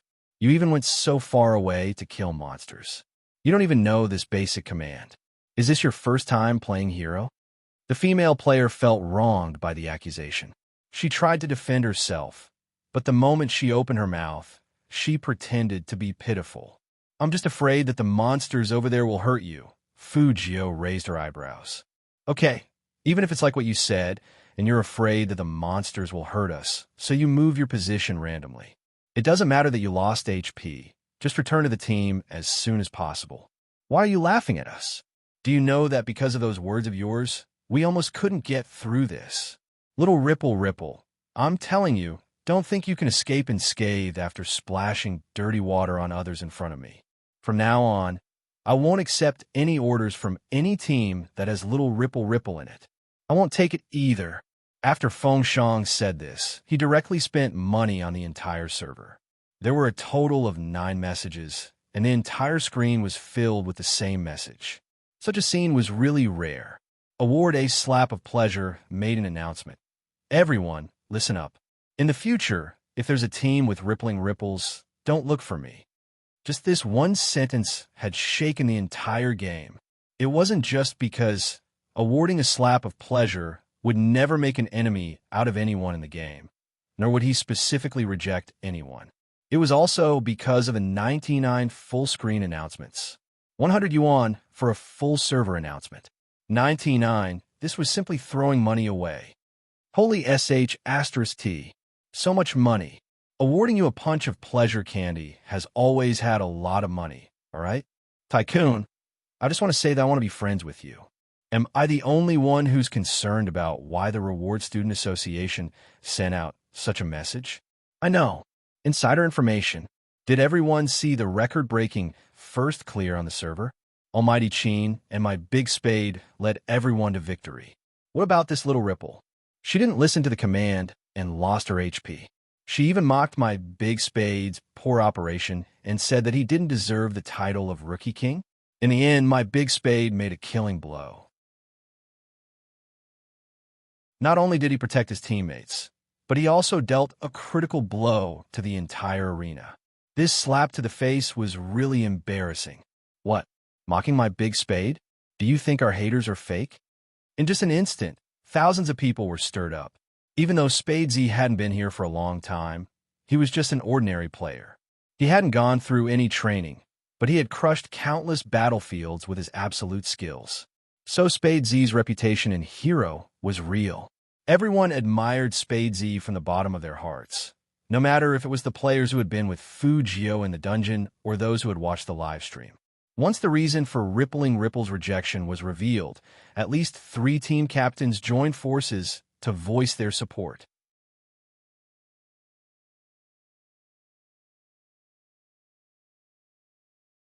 Chapter 145. Instantly. Server-wide bombardment. Because everyone knew that in Zone C, only these few teams were strong. If they wanted to clear a more complicated instance dungeon, they would have to bring them along. This was simply banning Little Ripple. Little Ripple really didn't understand this game. What was this? For a male account, they were going to reject a beauty like her? Little Ripple looked at the message on the screen that she had been kicked out of the team. She angrily threw her mouse, and her expression became extremely ugly. After hearing the noise, Fu Shiming, who was still practicing his hand speed, looked over and frowned. Sister, what's wrong? Little Rippling Ripple's original body was actually Fu Shui-er, Fu Shiming's twin sister. Fu Shui-er's anger hadn't subsided yet. Her chest heaved up and down as she took a big gulp of water. Then she sneered. It's all because of that Spadesy. He thinks he's so great just because Almighty Qin is backing him up? Those otakus who play games also have a hole in their brains. Instead of protecting a beauty like me, they have to stand on the same side as a guy. They even want to jointly reject me? Huh. This is the funniest joke I've ever seen. Spadesy. When Fu Shiming heard this name, his fingers on the keyboard stopped moving. There was a hint of mockery in his eyes. That Zone C's Rookie King? An unorthodox player? That's him. Fu Shui didn't care about the computer anymore. She turned around and said to Fu Shiming, his operation isn't bad, but his character is really unflattering. Fu Shiming said proudly, that's because he hasn't seen a professional before. A random player that popped out of nowhere wants to be called a king. What a joke. Fu Shui. O's lips curled up as well. You're right. If it was my younger brother, he would have beaten him so badly that he wouldn't even know which way is north. Such a small character is not worth my time. Fu Shiming lowered his eyes and said indifferently, My goal is the selection contest. Fu Shui winked mischievously. Yes, yes, yes, my genius brother definitely wouldn't be interested in such a person. But I heard that Spade Z will be participating as well, and he will be participating as a member of the He Corporation team. I really don't know where that fat village girl, He Honghua, found Spade Z. He won't participate, Fu Shiming said again. Fu Shui didn't understand. Why? You'll know when the time comes, Fu Shiming said as he logged into his game account. He already had a rough understanding of Spade Z. His mother even gave him a concrete plan. Ever since Spade Z appeared in Hero, he had been taking orders to make money. To put it bluntly, he was just a pauper. Such people were the easiest to deal with.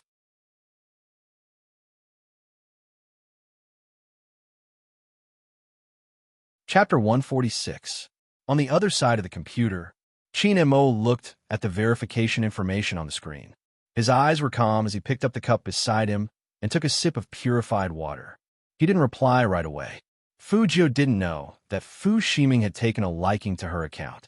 She was operating the Almighty's account and checking the equipment dropped by the boss just now. She had a handsome smile on her face. Brother Mo, we're quite lucky. Qin Mo casually replied with a before he started replying to the message. He didn't refuse. Instead, he gave Fu Shiming a specific price. But when Fu Shiming saw the price, his face turned green. He tapped his fingers heavily on the screen. 10 million. Spade Z, you're obviously asking for a lion's share. Qin Mo was still sitting like a business king, but his tone was indifferent. If you can't even fork out 10 million, why are you still running a company and talking about business? Because the other party's attitude was too indifferent, as if 10 million was just a small number. Fu Shiming's face turned red after he saw the message.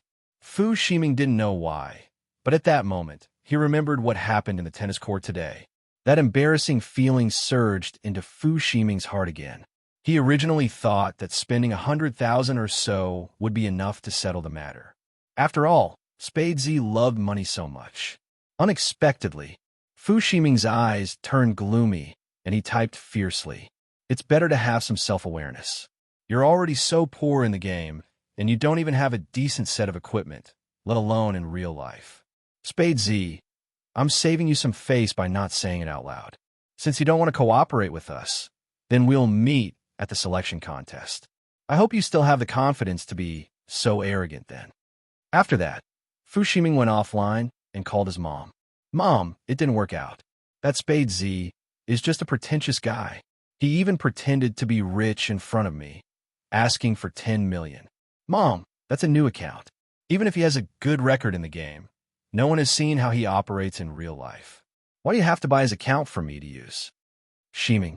The person on the other side of the phone lowered his voice, as if he was trying to avoid the music of the ball. He continued, Spade Z's account has attracted the attention of all the media in Jiang City. Do you know what this means? This meant that when the selection contest started, this Spade Z would become a headline in the esports news, and he would definitely become famous. He didn't know which expert had given He Honghua pointers behind the scenes for a village girl like her to be enlightened and play such a trick. But now, no one knows who this Spade Z really is. Mom thought about it for a long time, and the best way is to buy this account and put it on you. Then, you can participate as Spade Z. You have the title of a young genius, and with such a popular account, you will definitely become a god. Only then did Fu Shiming understand what his mother meant. He also became anxious. What should we do now? That load has already rejected me.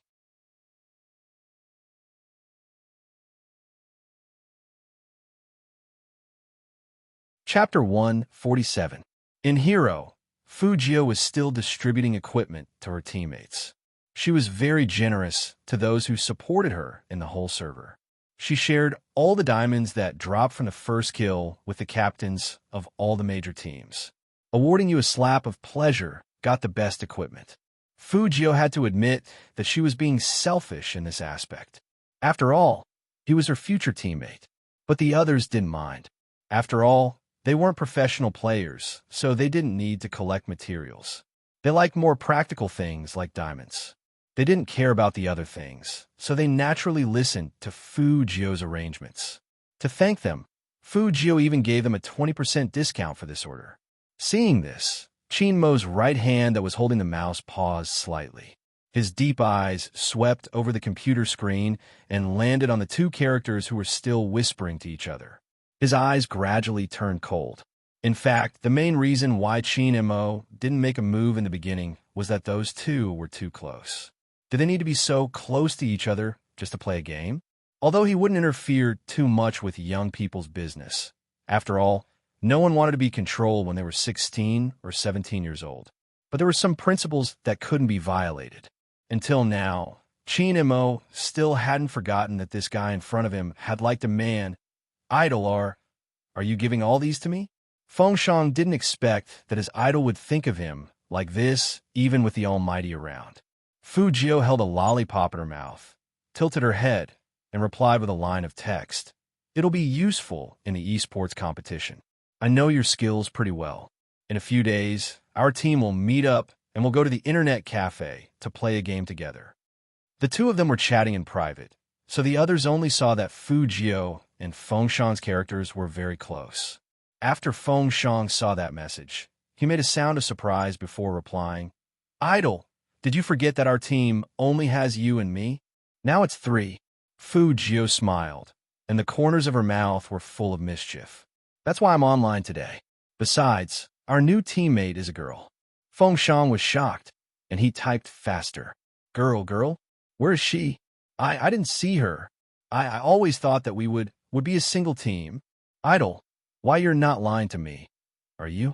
Baby Feng, as a team member, you must have absolute trust in your team leader. How could I lie to you? Fujiu looked at his reaction, and her smile widened. And our new teammate has a good personality. She's a nice girl.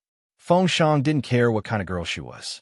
He had already thought about how he would greet his new teammates when they met in a few days. Yep, I'll just say that I'll bring her to clear dungeons, fly her, and buy her equipment. He would ask his brother to top up more money for him. While the two of them were chatting happily, the handsome side face of the man on the other side turned cold bit by bit. Fujio was still typing and didn't notice. Chinmo laughed. His smile was vicious no matter how one looked at it. He placed the cup back in its original position, stood up, and walked towards a youngster on the bed step by step.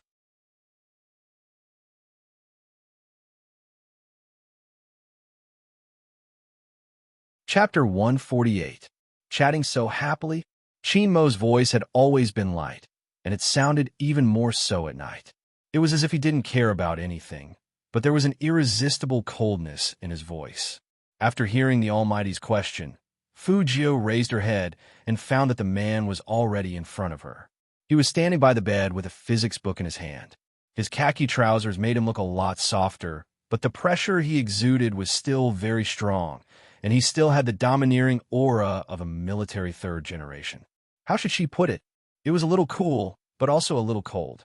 The most important thing was that those eyes didn't seem to be very happy. Fujio was still sucking on her lollipop. She didn't know what was going on, but that was what she thought.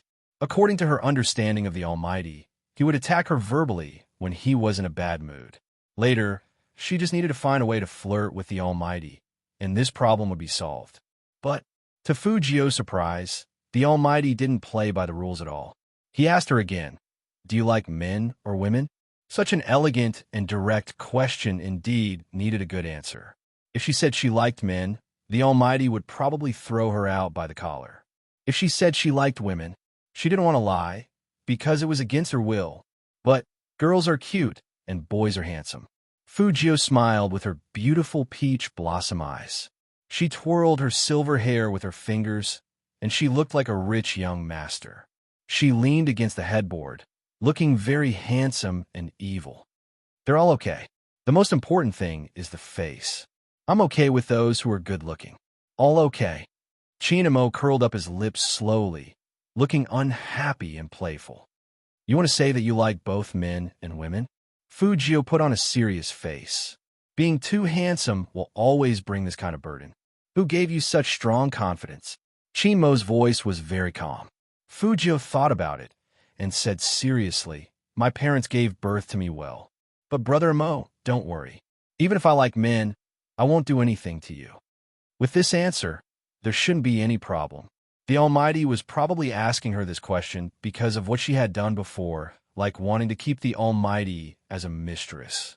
Fujio analyzed the reason while replying to Baby Feng's message. She didn't notice the cold light flashing in the man's eyes after he heard her words. If Secretary Liang saw this expression on his CEO's face, he would definitely break into a cold sweat. Because Qin Mo wasn't too happy right now. Almighty Qin thought that no one would want their little brother to have such a rich private life. He was the same, eating both men and women. What a great ability. Qin Mo glanced at the silver-haired youngster who was still hugging his notebook and chatting away. His expression didn't change at all. His face was still as handsome as a god. His slender fingers moved and directly unbuttoned his trousers.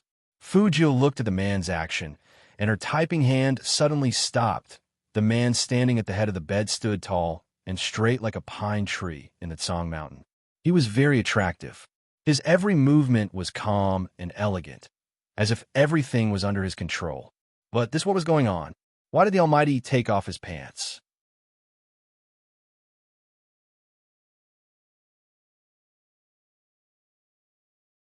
Chapter 149. Brother Mo, what are you doing? Fujio narrowed her eyes slowly, but she was still smiling, looking as handsome as ever. Qin Mo's voice was indifferent. Sleep, of course. But this is my room. Fujio raised her eyebrows to remind him. Qin Mo snorted and suddenly bent over. He put his left hand on the bed beside Fujio, and his aura enveloped her. Even that godlike handsome face of his was very close. His hair was as black as the night, adding a bit of evil to his noble aura. Even the few strands of bangs casually falling on his fair forehead made him look unbelievably handsome. He looked at her with an inexplicable heat in his eyes. When his slightly deep voice entered her ears, it was like an expensive red wine swirling slowly. Don't you want to sleep on the same bed with me? Today, Big Brother will fulfill your wish. There was even a hint of mockery in that indifferent voice. Don't think that she couldn't tell that the Almighty was doing it on purpose. Fujio was depressed. Haven't we already turned the page? Who gave you that illusion? The man raised his eyebrows and did not have the slightest intention to leave. Fujio smiled. Her thin lips curled up, and she got closer to the man. But I like men. Brother Mo, aren't you afraid of me? Qin Mo's fingers paused, and then he pulled the young man away. He pressed Fujio against the headboard, and with a faint smile, he said in an even colder tone, behave yourself when you're sleeping. If you move even a little bit, I'll make you the last in physics class. Fujio, didn't he promise to help her guess the questions? How could the Almighty change so quickly? But they slept together. It wouldn't be good for her if she was found out. Fujio's eyes curved as she thought of this. How can I control this? Brother Mo is so handsome. It's a test for me to sleep next to him. Really? Qin Mo chuckled. His lips were cold. You better control yourself. Don't stretch your hand over. Otherwise, I might chop off your claws. Fujio was dispirited. Brother Mo, you are a man too.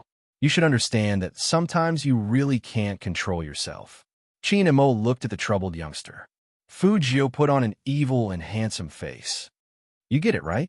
To be honest, I don't really understand. Qin Mo's voice was calm, his side profile elegant and handsome. After all, I'm not gay. No matter how handsome a man sleeps beside me, I won't feel anything. Fujio, all right, even if Brother Mo can't feel it, what if I attack you? Qin Mo arched a brow. You can't control yourself? I really don't have good self-control. Fujio put her arm around Qin Mo's shoulder like a good brother. Otherwise, I wouldn't have gone to nightclubs so often. So, Almighty, go back to your room and sleep. Fujio naturally wouldn't say the last sentence out loud. She only used a pair of electric eyes to express her emotions. Chinemo took the youngster's hand away, his smile turning colder. Since you have no self-control, I'll help you control it. Before Fujio could react, Chinemo reached out and grabbed the tie on the sofa. He tied the youngster's right wrist and the other end to the headboard.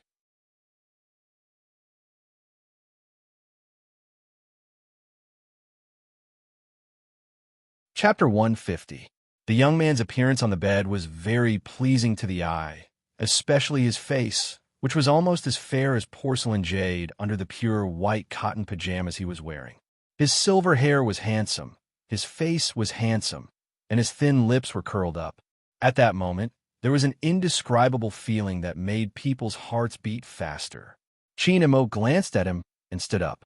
He raised his right hand and covered the young man's head and face under the quilt. Out of sight, out of mind. He really needed to be disciplined. If you go to those dirty places again, it won't be as simple as just tying you up. Chinemo always knew that the young man was good-looking, but he didn't expect that he had such a side to him. He was lying there like a porcelain doll. Chinemo suddenly remembered a gathering in the courtyard. In the private room, there was a young boy who called him Big Brother when he came in. He didn't know why, but he always felt a little repulsed when he thought about it. The only thing he was sure of was that he didn't want his little brother to be like that. Chinemo usually didn't care about someone's sexual orientation, but today it was different. How could his little brother be under someone else's bed? Chinemo turned around. His back was as straight as the desert. Contrary to his fiery thoughts, his deep eyes were cold, so cold that they almost affected the surrounding temperature. Fujio's unbound hand was hanging by the side of the bed. She pulled the quilt away, and the Almighty had already entered the bathroom. It seemed that she couldn't avoid it this time, but judging from the Almighty's reaction, he seemed to dislike her a little. Nothing should happen. Fujio moved her right hand again, and a light flashed in her black eyes. This knot wasn't simple. It looked ordinary, but it was actually very professional. The cross was hard to untie, even with a knife. The Almighty was indeed not easy to deal with. There shouldn't be anyone on the mainland who could study criminal psychology and make such a binding technique. If there was, shouldn't it be the police? Or maybe the Almighty's ability to leave meant that he was free from control. Fujio suddenly closed her eyes when she thought of this. After a few seconds, she opened them again.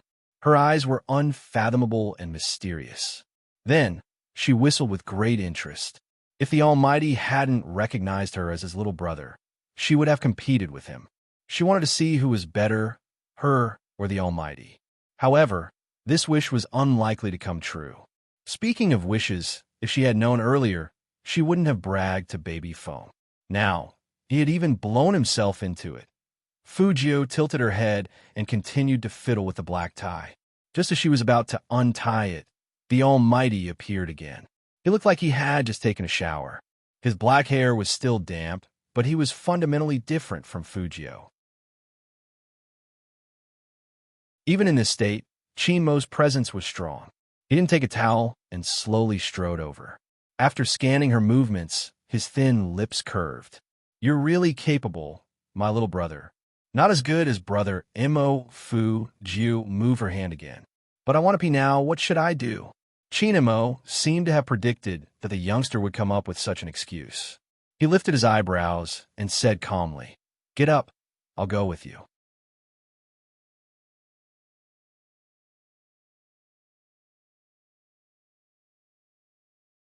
Chapter 151. Chinemo glanced at the youngster's fluffy head and slightly withered expression. His voice returned to its deep tone. That's why I said, don't play tricks in front of me. I'm tying you up now to let you know that you shouldn't flirt so casually in the future. Regardless of whether it's in real life or in the game, men and women are the same. What else could Fujio say? The tone of an elder brother instructing his younger brother. It was rare that her male idol did not continue to attack her. However, Chinmo's next move made Fujio pause. Chinemo took off his shirt cleanly, which made him look even cooler. Perhaps it was because his figure was too good. Even without any accessories, the man just stood there inexplicably gave people a hazy and inviolable feeling. The Almighty was definitely the kind of person who didn't care about dogma. Otherwise, he wouldn't have played games even though he had a family business. Not to mention that he would tie her up just like that. Fujio was looking directly at Shin and Mo from her position. It would be weird if she looked away. Plus, she couldn't get tired of looking at the Almighty's body. She simply put her arm behind her head, using it as a cushion, and looked at the man from head to toe with pure admiration. Shin and Mo would drink a glass of wine before he slept. His upper body was half naked, his slender and fair fingers holding the glass. He raised his head and took a sip. His seductive waist and well-defined chest revealed the black chilin at his waist as he moved. When Fujio wanted to take a closer look, her line of sight met that pair of deep, rippling eyes. He lowered his head and stared at her. His glowing thin lips were very close to her, as if even his breath could hit her lips. Why don't you mention the other requirements? Like helping you take off your pajamas? Take off my pajamas? What a joke. How could pajamas be taken off so casually? Even if he was wrapped in bandages and wearing a hurdle vest underneath, he couldn't take off his pajamas. Fujio smiled and said calmly, "Brother Amo, I don't need to trouble you with these trivial matters. I like to sleep with my clothes on." "Really?" This time, Shin Amo didn't say much. He turned to the side and took off the watch on his wrist. He placed it by the bedside and turned off the light, leaving only a weak light beside the bedside. Then, he took off his trousers, which he had already unbuttoned. His tall and slender figure lay down beside Fujio. His nose was high, and in the dark, he gave off an indescribable sense of asceticism. Very few people could be so luxurious and indifferent in this situation. Fujio didn't care about Fujio at all. The people in the outside world were right. If they used Almighty Chin's sleeping face as a poster, Supreme Alliance would definitely become even more popular. When he was sleeping alone, it felt very big, but with another person, it felt a little different. Especially when the other person's aura was too strong, this feeling would be magnified infinitely. Fujio moved her hand that was leaning on the side of the bed and turned over. Fujio could still smell the faint scent of tobacco. This scent came from another person, and it made Fujio want to turn her head around. It was because she had never slept with anyone before.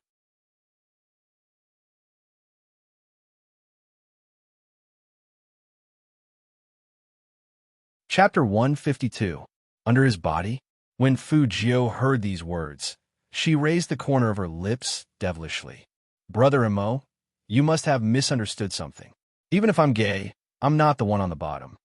Shin Amo didn't say anything. He just turned his face sideways and glanced at the youngster indifferently. Strangely, Fujio saw the doubt in his eyes. Now was not the right time. She had to find a chance to knock the Almighty against the wall and show him how aggressive she was. In bed, it was better for her not to cause any more trouble. If the joke went too far, the Almighty might tear her pajamas when he made a move, and that would not be worth it. So even though Fujio untied her wrists, she didn't turn over and press Shin and Mo under her body. It was okay to think about it, but the consequences would be huge. As she thought about it, she felt sleepy without realizing it. In fact, it was already very late, and the hand of the clock was already at 12 o'clock. The two of them played badminton in the day, studied physics at night, and got the first kill again. This was mentally and physically exhausting. And Fujio had even assembled a notebook the day before. Now that it was quiet all around, she closed her eyes. Shinamo thought that the youngster would say something, but after a while, he realized that he had already fallen asleep. His long eyelashes cast a faint shadow under his eyes, and his quiet, handsome face made the youngster look so harmless, like an angel who had fallen to the mortal world. Shinamo stared at that face for a minute before covering himself with the quilt and closing his eyes as well. After autumn, the temperature in the north could drop by 6 or 7 degrees a day. Especially at night, when a north wind blew, the raindrops hit the window, making it even colder. Shinamo and Fujio both forgot to turn on the heater, and this cold current came too suddenly. Unconsciously, Fujio, who was afraid of the cold, leaned against the warm spot. The next day, The first rays of the morning sun shone through the swaying curtains. Don't think that the weather would get warmer at this time. Sometimes, the early morning at the end of autumn was even colder than the middle of the night. Fujio moved her hands, and she got closer and closer to that warm spot. Who was so nice as to arrange such a big hot water bag for her on the bed. It was so warm. Fujio couldn't help hugging that warmth and rubbing her face against it. But the moment she opened her eyes, all of her thoughts became clear. The thing she was hugging wasn't a hot water bag, but the almighty Chinemo seemed to have woken up just a little earlier than her. The light shone on his elegant and handsome face, making him look ambiguous. Compared to his appearance, his eyes were even more beautiful, like black gemstones. His messy black hair made him look even more charming. At this moment, Chinemo was looking at her. His eyes were so deep that it seemed like they could suck a person in. The two of them were very close to each other. Her lips were pressed against his chest, and their legs were unknowingly placed together. Their posture was very intimate. The two of them were so close that they were so close to each other. Immo Chingio of Immo, suddenly of Chin of. His aura surrounded her from all directions.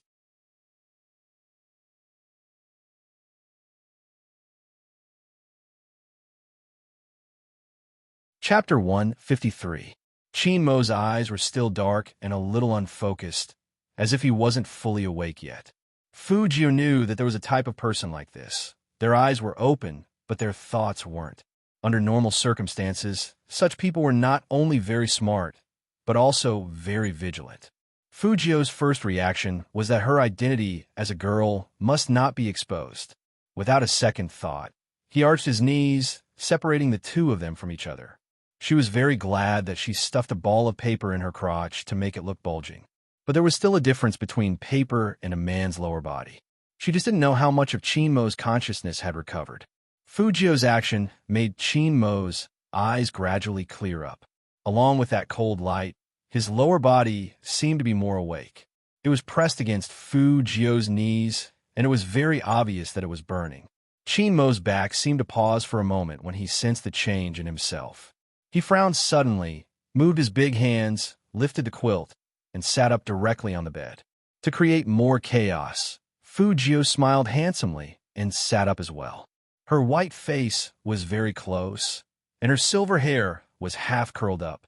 Even her breath hit Chinmo's ear as she curled her thin lips into an evil smile. Brother Mo, it's nothing. Men are always more energetic when they wake up in the morning. It has nothing to do with who is lying next to you. Chinmo's handsome face was cold and restrained, and he looked down slightly at the head of the bed. His magnetic voice sounded like it was laced with sand, low, husky, and cold. It made a woman's soul go numb when she heard it. Looks like I have to tie your hands the next time I tie you up. Fujio, wait. She wasn't the one who was reacting. Why tie her hands? Alas, the Almighty had already pushed her away and stood up. His expression was very cold. He took a towel and walked in the bathroom. In other words, she didn't even have a chance to refute. This was such an injustice.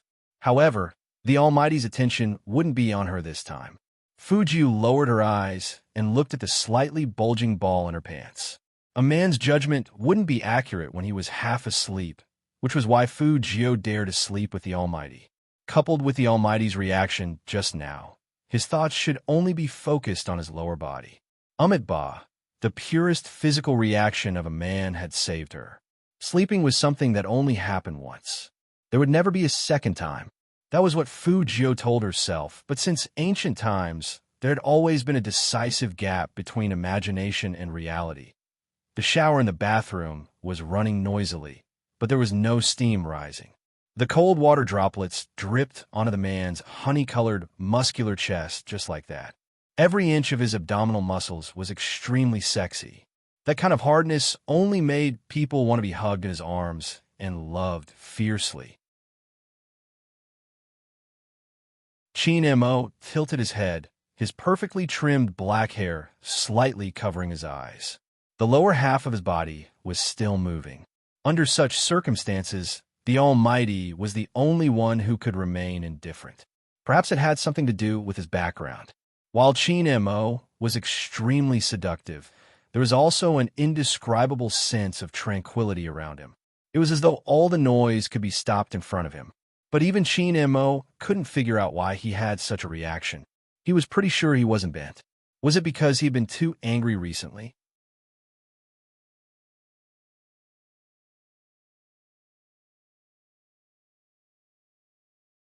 Chapter 154.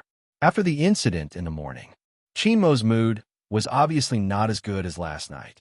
His handsome face was full of unfriendliness. Fujio had changed from her pajamas into her school uniform. She had silver hair, a light smile, and a school bag on one shoulder. She looked handsome and energetic. She looked like she had a good sleep. People seldom came to the house. Now that the young man was here, Aunt Zhang made 4 types of breakfast in one go: fried buns, fried dough sticks, small meat buns, and vegetable porridge. She smiled and asked Fujio to eat more. Fujio naturally wouldn't refuse this kindness. She enjoyed it very much, especially the fried buns. They were golden yellow in color, crispy on the outside and tender on the inside. They were delicious, but Fujio couldn't finish a whole plate by herself. The Almighty only drank milk in the morning and read the business newspaper in his hands. Obviously, he didn't want to finish them for her. Fujio couldn't bear to let Aunt Zhang down, so she put the remaining pieces in the takeaway box. Aunt Zhang was happy to see this. Young Master Gio has so many friends. Our young master never thought of bringing breakfast for his classmates. It's not that I have many friends, but my desk mate is nice to me. Fujio smiled. I want her to taste Aunt Zhang's cooking. Aunt Zhang loved to listen to the young man. Seeing that Fujio was about to go to school, she waved at the door reluctantly. Remember to come with young master next time. Madam will be there too. Madam will like young Master Gio. Okay. Fujio sat in the car and curled up her lips at Aunt Zhang. China Mo was sitting next to the young man. He glanced at the extra box of fried buns in the young man's hands indifferently. After a while, he ordered the driver in a cold voice drive. Yes, young master. Although the driver could tell that his young master's tone wasn't very good, he still followed Qin Mo's order and went to Jiang City No. 1 Middle School first. The Qin family's car was very eye-catching, whether it was the model or the license plate. Fortunately, there weren't many students at school at this time. However, when the car appeared, it still attracted a lot of attention.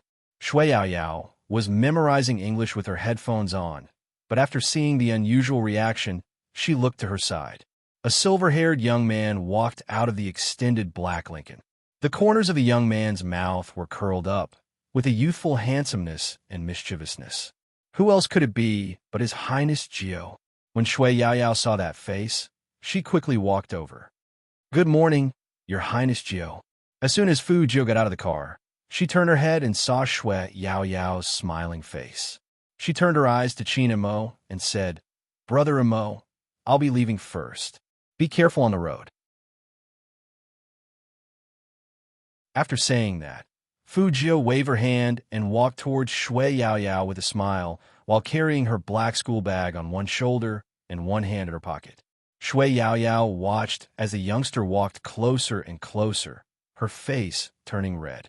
She was so excited to see Highness Gio that she forgot that they were at the school gate. She didn't know if her greeting Highness Gio like this would have a bad influence on Highness Gio. At this thought, Shui Yaoyao glanced to the side and saw a few girls pointing at them. Their eyes revealed a sense of gossip, making Shui Yaoyao twist her fingers uncomfortably.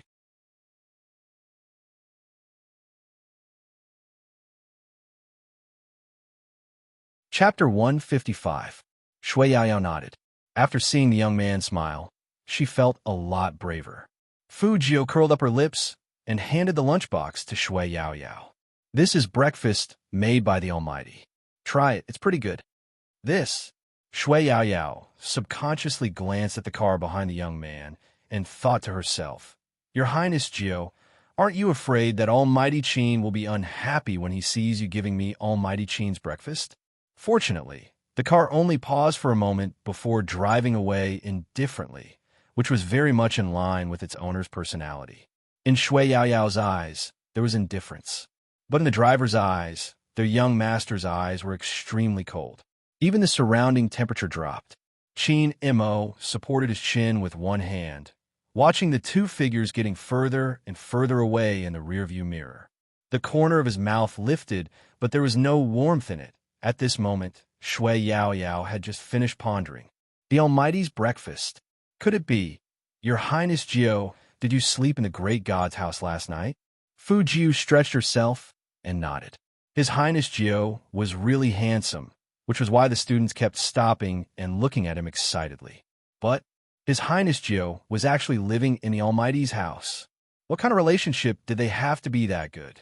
Shui Yaoyao thought about how they played badminton yesterday, especially the scene where Almighty Qin leaned over and pinched Highness Jiao's chin. Wait a minute. No, she couldn't think too much. Even if Highness Jiao lived in the great god's house, it didn't mean that they had that kind of relationship, right? But if there really was something, Shui Yaoyao's face turned serious, her eyes shining. Your Highness Jiao, I will bless you and Almighty Qin. Two equally handsome people together would be the most suitable, even if they were not understood by many people. As long as His Highness Jiao liked them, she would support them. Fu Jiao was confused by Shui Yaoyao's stare, so she changed the topic. How was your hero practice yesterday? It's all right, but I can't increase my speed. Just practice a few more times, and you'll be fine. Which internet cafe do you usually go to? Let's make an appointment today. We'll let you meet our other teammate and reward you with a punch of pleasure. Yaoyao. Fu Jiao understood why Shui Yaoyao had such an expression after hearing this name. She reached out and patted her shoulder. Get used to it.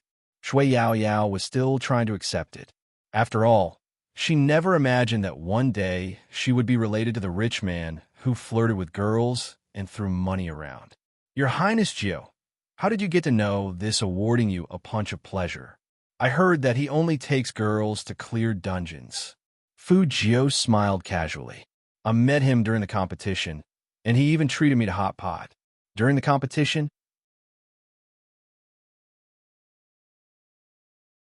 Shui Yaoyao paused, as if she thought of something, and said, Your Highness Jiao, have you been playing hero for a long time? Fu Jiao unwrapped a lollipop and put it in her mouth. To her, any game is used to train her hand speed. Then what's your in-game name? Even now, Shui Yaoyao still remembers the beautiful finger technique that His Highness Jiao used when he was teaching her yesterday. He was definitely an expert among experts. But in the broadcast of all the major teams, she couldn't find anyone who was similar to His Highness Jiao. His Highness Jiao, who exactly is he?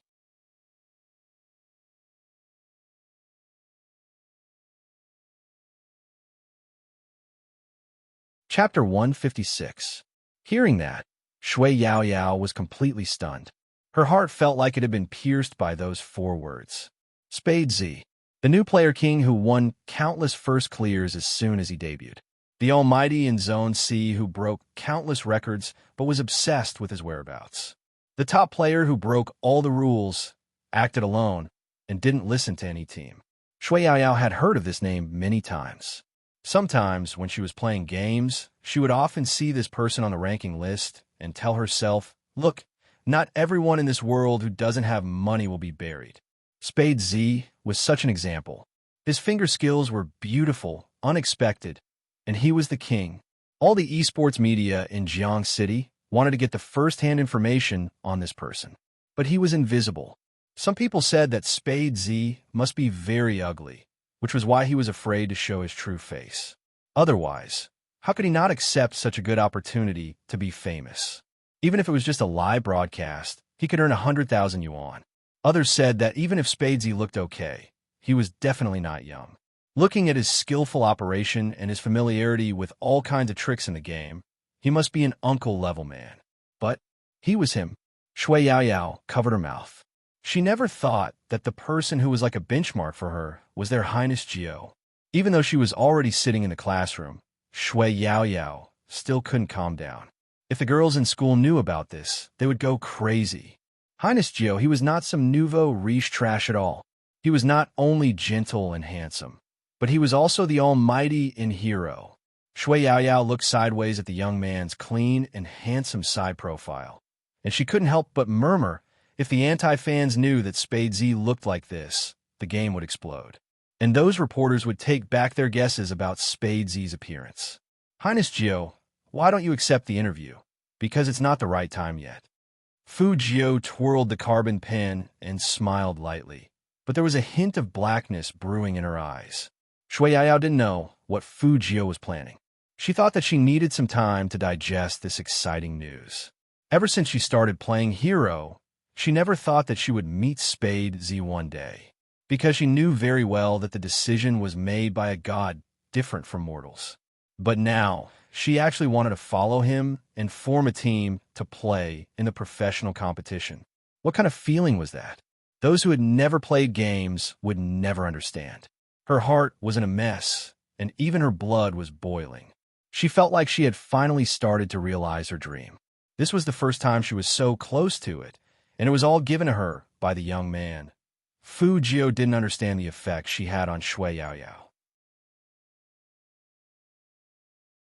She was still looking at the physics questions that the Almighty had given her yesterday. I'll be relying on it for my monthly exams in a few days. Ding, ding, ding, ding. The bell rang. After the physics teacher came in, he didn't call people to answer questions like before. Instead, he looked at them, coughed softly, and said, "Today, we will rearrange the tables. Men and women can't sit at the same table. Now, we will start to form groups freely." The students were all dumbfounded. He listened to the mournful wails below. "It can't be. We just finished lining up. Why are we lining up again? It wasn't easy for me to get close to my goddess, yet you still insist that men and women can't sit at the same table."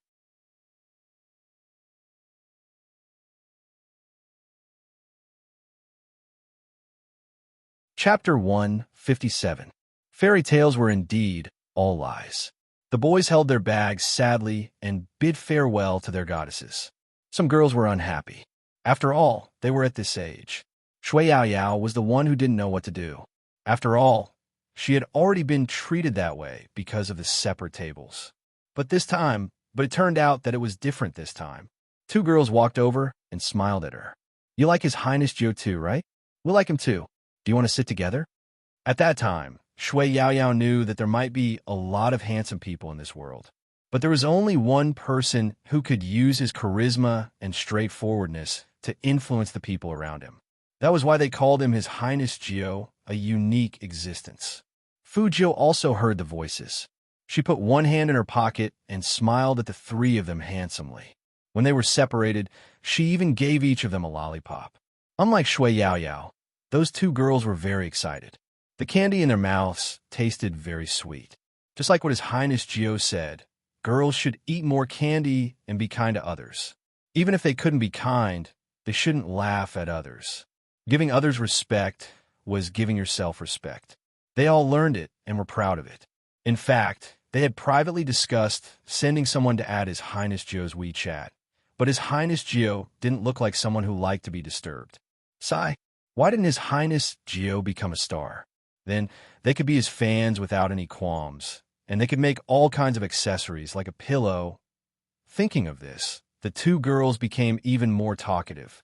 After Shui Yaoyao heard them, she said to them firmly, "Don't worry, your dreams will come true one day."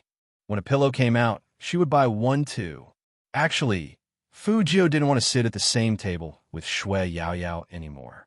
She wanted to sit at her own table so that she could surf the internet in class. After all, playing online games was only a temporary thing. After she solved He Honghua's problem, she had to return to her life in the Matrix. Fu Jiao looked around and found that the last table was a good spot. It was near the window, and it was a dead end. Although it was a bad place for good students, it was the most suitable place for her to work. Fu Jiao walked over with a smile, put down her black school bag, and sat down. No one would have thought that Fu Jiao would choose such a seat. That was the seat of a student who had been abandoned by the teachers. In the past, Fu Jiao did sit there, but he was the last one. Later, He Honghua donated a lot of money to the school so that he could study well, so that he could sit in the front row. Why did Fu Jiao sit back down in the blink of an eye? The students looked at each other without saying a word.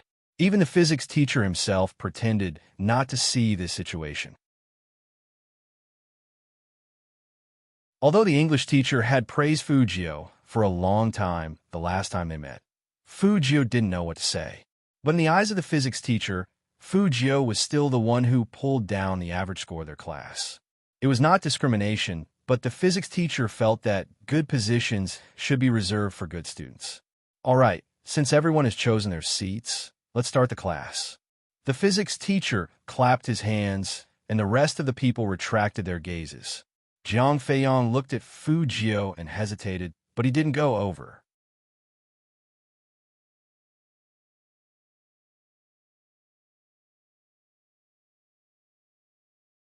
Chapter 158. In the end, only the seat next to Fujio was empty. It was obvious who Shui Yaoyao was going to sit with. The other two girls also supported her. After all, His Highness Jio was sitting in that corner, but the teacher didn't say a word. Some people also pretended not to see anything, and the vague sense of exclusion was still there. In school, grades were the most important thing. They all knew this, but they really didn't want to see His Highness Jiu sitting alone in the corner. The physics teacher obviously didn't understand what these students were thinking, and his voice became a bit cold. I've already made it very clear that men and women can't sit together. Shui, you should know your situation. Getting into a good university is your only way out. Don't think about those unrealistic things. Read more books when you have time. Sit down. Shui Yaoyao still wanted to say something. Fujio looked up and gave her a don't worry look. She smiled at her, which clearly meant that it was okay to sit in the back row. But this physics teacher seemed to be very prejudiced against her. If it was for studying, Fujio wouldn't have bothered the teacher. It was a matter of principle. She didn't know if it was because of studying with the Almighty for a whole night, but she could actually understand a little bit in this class. But the physics teacher didn't hit the main points in class. Simply put, he was a little inferior to the Almighty. Maybe it wasn't the teacher's ability, but the Almighty was too inhuman. Fujio once again thought about the material she had read in the Qin family study. Criminal psychology, logical reasoning, forensic general knowledge. Ordinary people probably wouldn't read these books often. While Fujio was deep in thought, Shui Yaoyao saw that the young man didn't look unhappy, so she calmed down. She knew that whether it was the students or the teacher, the impression of His Highness Jio as a good-for-nothing was long ingrained. She had experienced this feeling of being isolated before, so she wanted to sit at the same table as His Highness Jio. But obviously, His Highness Jio wasn't her. That person had an incomparably strong heart. He never cared about being excluded or isolated. Just like now, he was holding his chin and taking notes in class, as if he didn't care where he sat. One day, when people knew His Highness Jio's true identity, they would know that he was never a good-for-nothing. It was good to have one person at a table. Fujio could log into the game very smoothly, and she didn't have to deliberately avoid anyone. After all, she was using Almighty Qin's account, and it would only be troublesome if someone peeped at her. Usually, it was very difficult to find a player's exact location without adding them as friends. But to Fujio, this was nothing. She used her microdata control to lock onto awarding you a slap of pleasure and sent a message through the Alliance's platform. Are you there? Feng Shang, who was still playing games, was startled. He thought he had been poisoned, but when he saw that the person who spoke was his idol, he immediately perked up. Yes. Let's meet at Westtown Internet Cafe at 7 p.m. tonight. Fujio typed lazily. Let's work together to clear a dungeon. Feng Shang had never been to an internet cafe before. Just the thought of teaming up with real people to clear a dungeon made him excited. All right, we'll listen to our idol.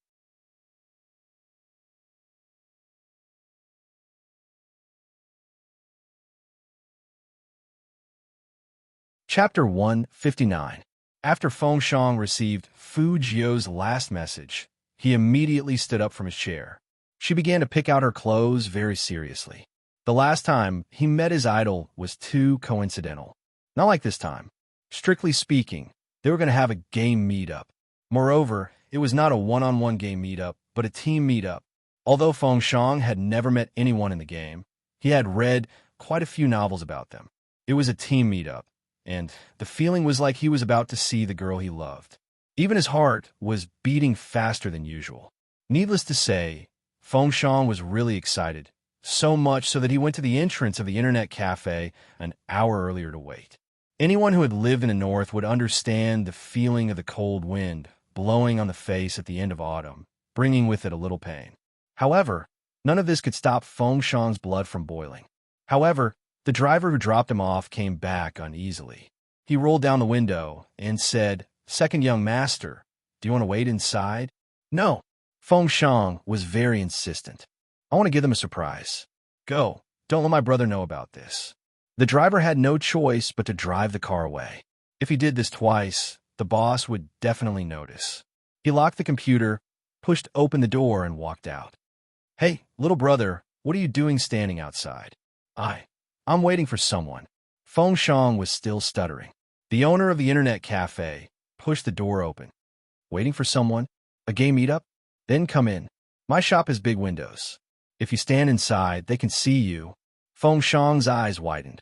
"H, how did you know that I'm here for a meeting? In my internet cafe, there are 3 or 4 people meeting up every day to play hero. It's not rare for real people to play together." The owner of the internet cafe held the cigarette in his mouth and looked a little roguish. However, he managed to convince Feng Shang. At that moment, he seemed to understand why his idol had chosen to meet here. The boss was a good person. After another half an hour, when Fu Jio walked in with Shui Yaoyao, she saw student Feng holding a cup of milk tea and stuttering with the owner. "It seems like you've been doing well when I wasn't around." Fu Jio took off her school jacket as she walked and threw it on the sofa. It was a little hot in the internet cafe, so she had to take it off. The boss looked up at the young man and said, "So it's your friend. Well, let me say this first. This milk tea costs money." "Sure, how much is it?" "I'll pay you after the game." Fu Jio blinked her left eye, looking very handsome. Feng Shang was a little embarrassed. I didn't bring any cash when I came out, so you treated me last time, so I'll treat you this time. We still have to work together later, so let's have dinner at the internet cafe. The fast food here is pretty good." Fu Jio even complimented the person along the way. The boss had a cigarette in his mouth and was very happy. "Sure, write down what you want to eat, and I'll get someone to make it for you. Did you hear that?" Fu Jio smiled faintly and turned her head. "I forgot to introduce you. Yao Yao, this is Feng Shang. You can also ask him to give you a punch of pleasure."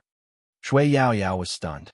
She thought that according to the style of awarding you a slap of pleasure in the game, he would be a tough man with a deep voice or a big, burly man who could dig feet. But who would have thought that he would end up like this? Cough. Student Feng coughed heavily and said very seriously, I've already recharged money in the game. I'll bring you to play dungeons, and I'll bring you to fly."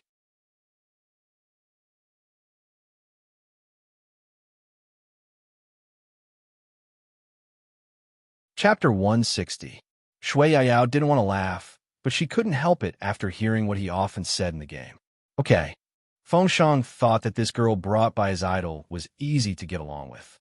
It was the first time that Shui Yao met a guy who didn't mind her being fat. She felt his friendliness, and her nervousness disappeared. "I'm not good at it. Please teach me later." Feng Shang said, No problem. If you can't pass, you can use money. With me here, how can you not pass?" Fu Jio stood up with a lollipop in her mouth. She curved her thin lips, clenched her right hand into a fist, and stretched it out. "Let's go. Let's shock Zone C." Looking at the fist in front of them, Shui Yaoyao and Feng Shang looked at each other. They stretched out their hands and pressed against each other. Just like that, a dark horse team that would shock the esports selection contest was formed in the internet cafe. The 3 of them sat handsomely in a row, all wearing black headphones. Among them, Fu Jio's fingers were undoubtedly the most beautiful. From logging into the game to accepting orders, she did it all in one go.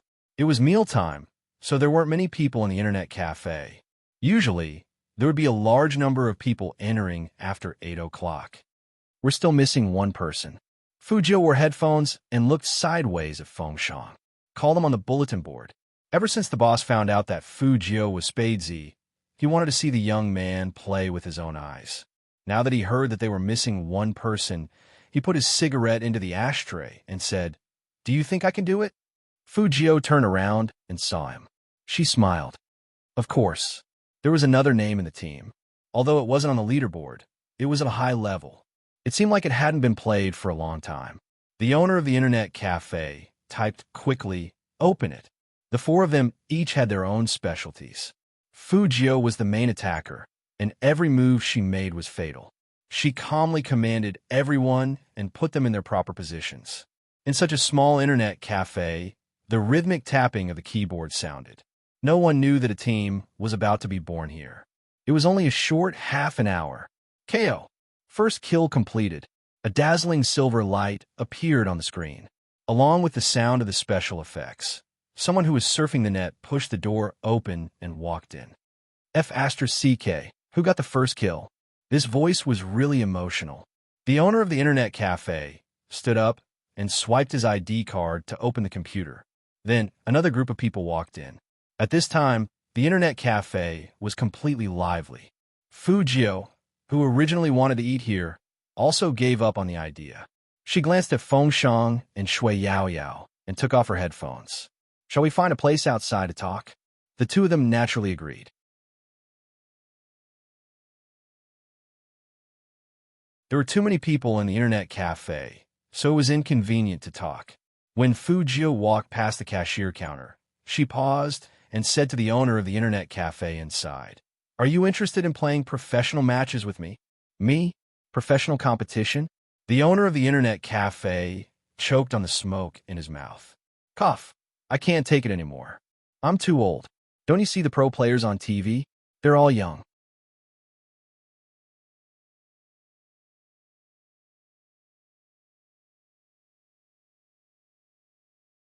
Chapter 161. There's no need to play. The boss removed the cigarette and placed it between his fingers. With a mischievous look on his face, he said, "If it's to win a prize or something, I might consider it." Fu Jio laughed. "How can winning an award be enough? If we don't shock the esports world, why should we play games? Think about it." Hearing that, the owner's pupils contracted. Someone playing a game shouted, "Boss, give me a bottle of water. He's coming." With a cigarette in his mouth, the boss took out a bottle of mineral water from the fridge and glanced at Fu Jio. "Take me with you during the competition." Fu Jio smiled. "Okay." Shui Yaoyao watched the scene from the side. She didn't say anything at first, but after they walked out of the internet cafe, she said, "The boss's ultimate move was amazing. I didn't even move, and the monsters in front of me were all killed. It's a stealth expert." Feng Shang's eyes lit up when he said this. I really didn't expect the boss of a small internet cafe to be so good at playing games." Fu Jio chuckled. His right fingers are more agile than his left, and when he's holding something, his index finger will subconsciously tap the side. This is a habit formed by people who play games often. He used to be in a professional team, but only he knows why he left. "Idol, you couldn't have seen through him from the start." Even though Feng Shang hadn't finished his sentence, Fu Jio had already understood what he meant. "I noticed that the first time I came to this internet cafe, the boss was still tinkering with the computer. Otherwise, why do you think I invited you here?" In the end, Fu Jio's handsome face had a handsome arc. Feng Shang and Shui Yaoyao looked at each other. They were almost certain that the owner of the internet cafe felt that he had been tricked by His Highness Jio Idol.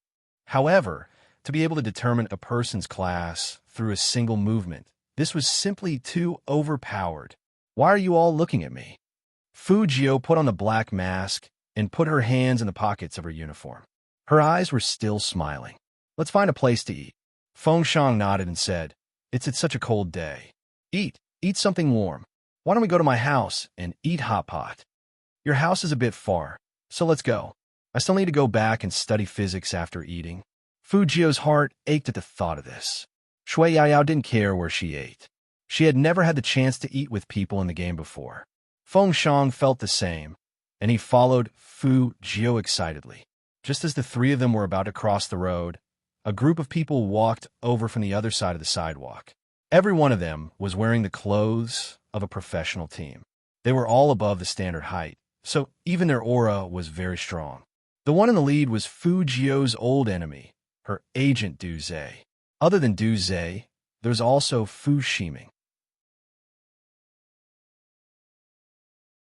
As usual, Du Zhe was like a lackey.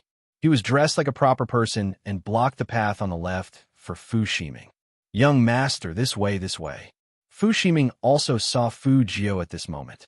His face was cold and arrogant, as if he didn't want to talk to Fu Jio at all. He strolled over.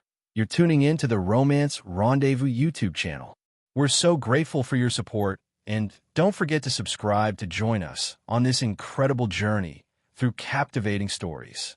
Your generosity through donations truly makes a world of difference, as it's the primary source of revenue that allows me to expand and enhance this channel for you. Thank you from the bottom of my heart for being a part of this adventure.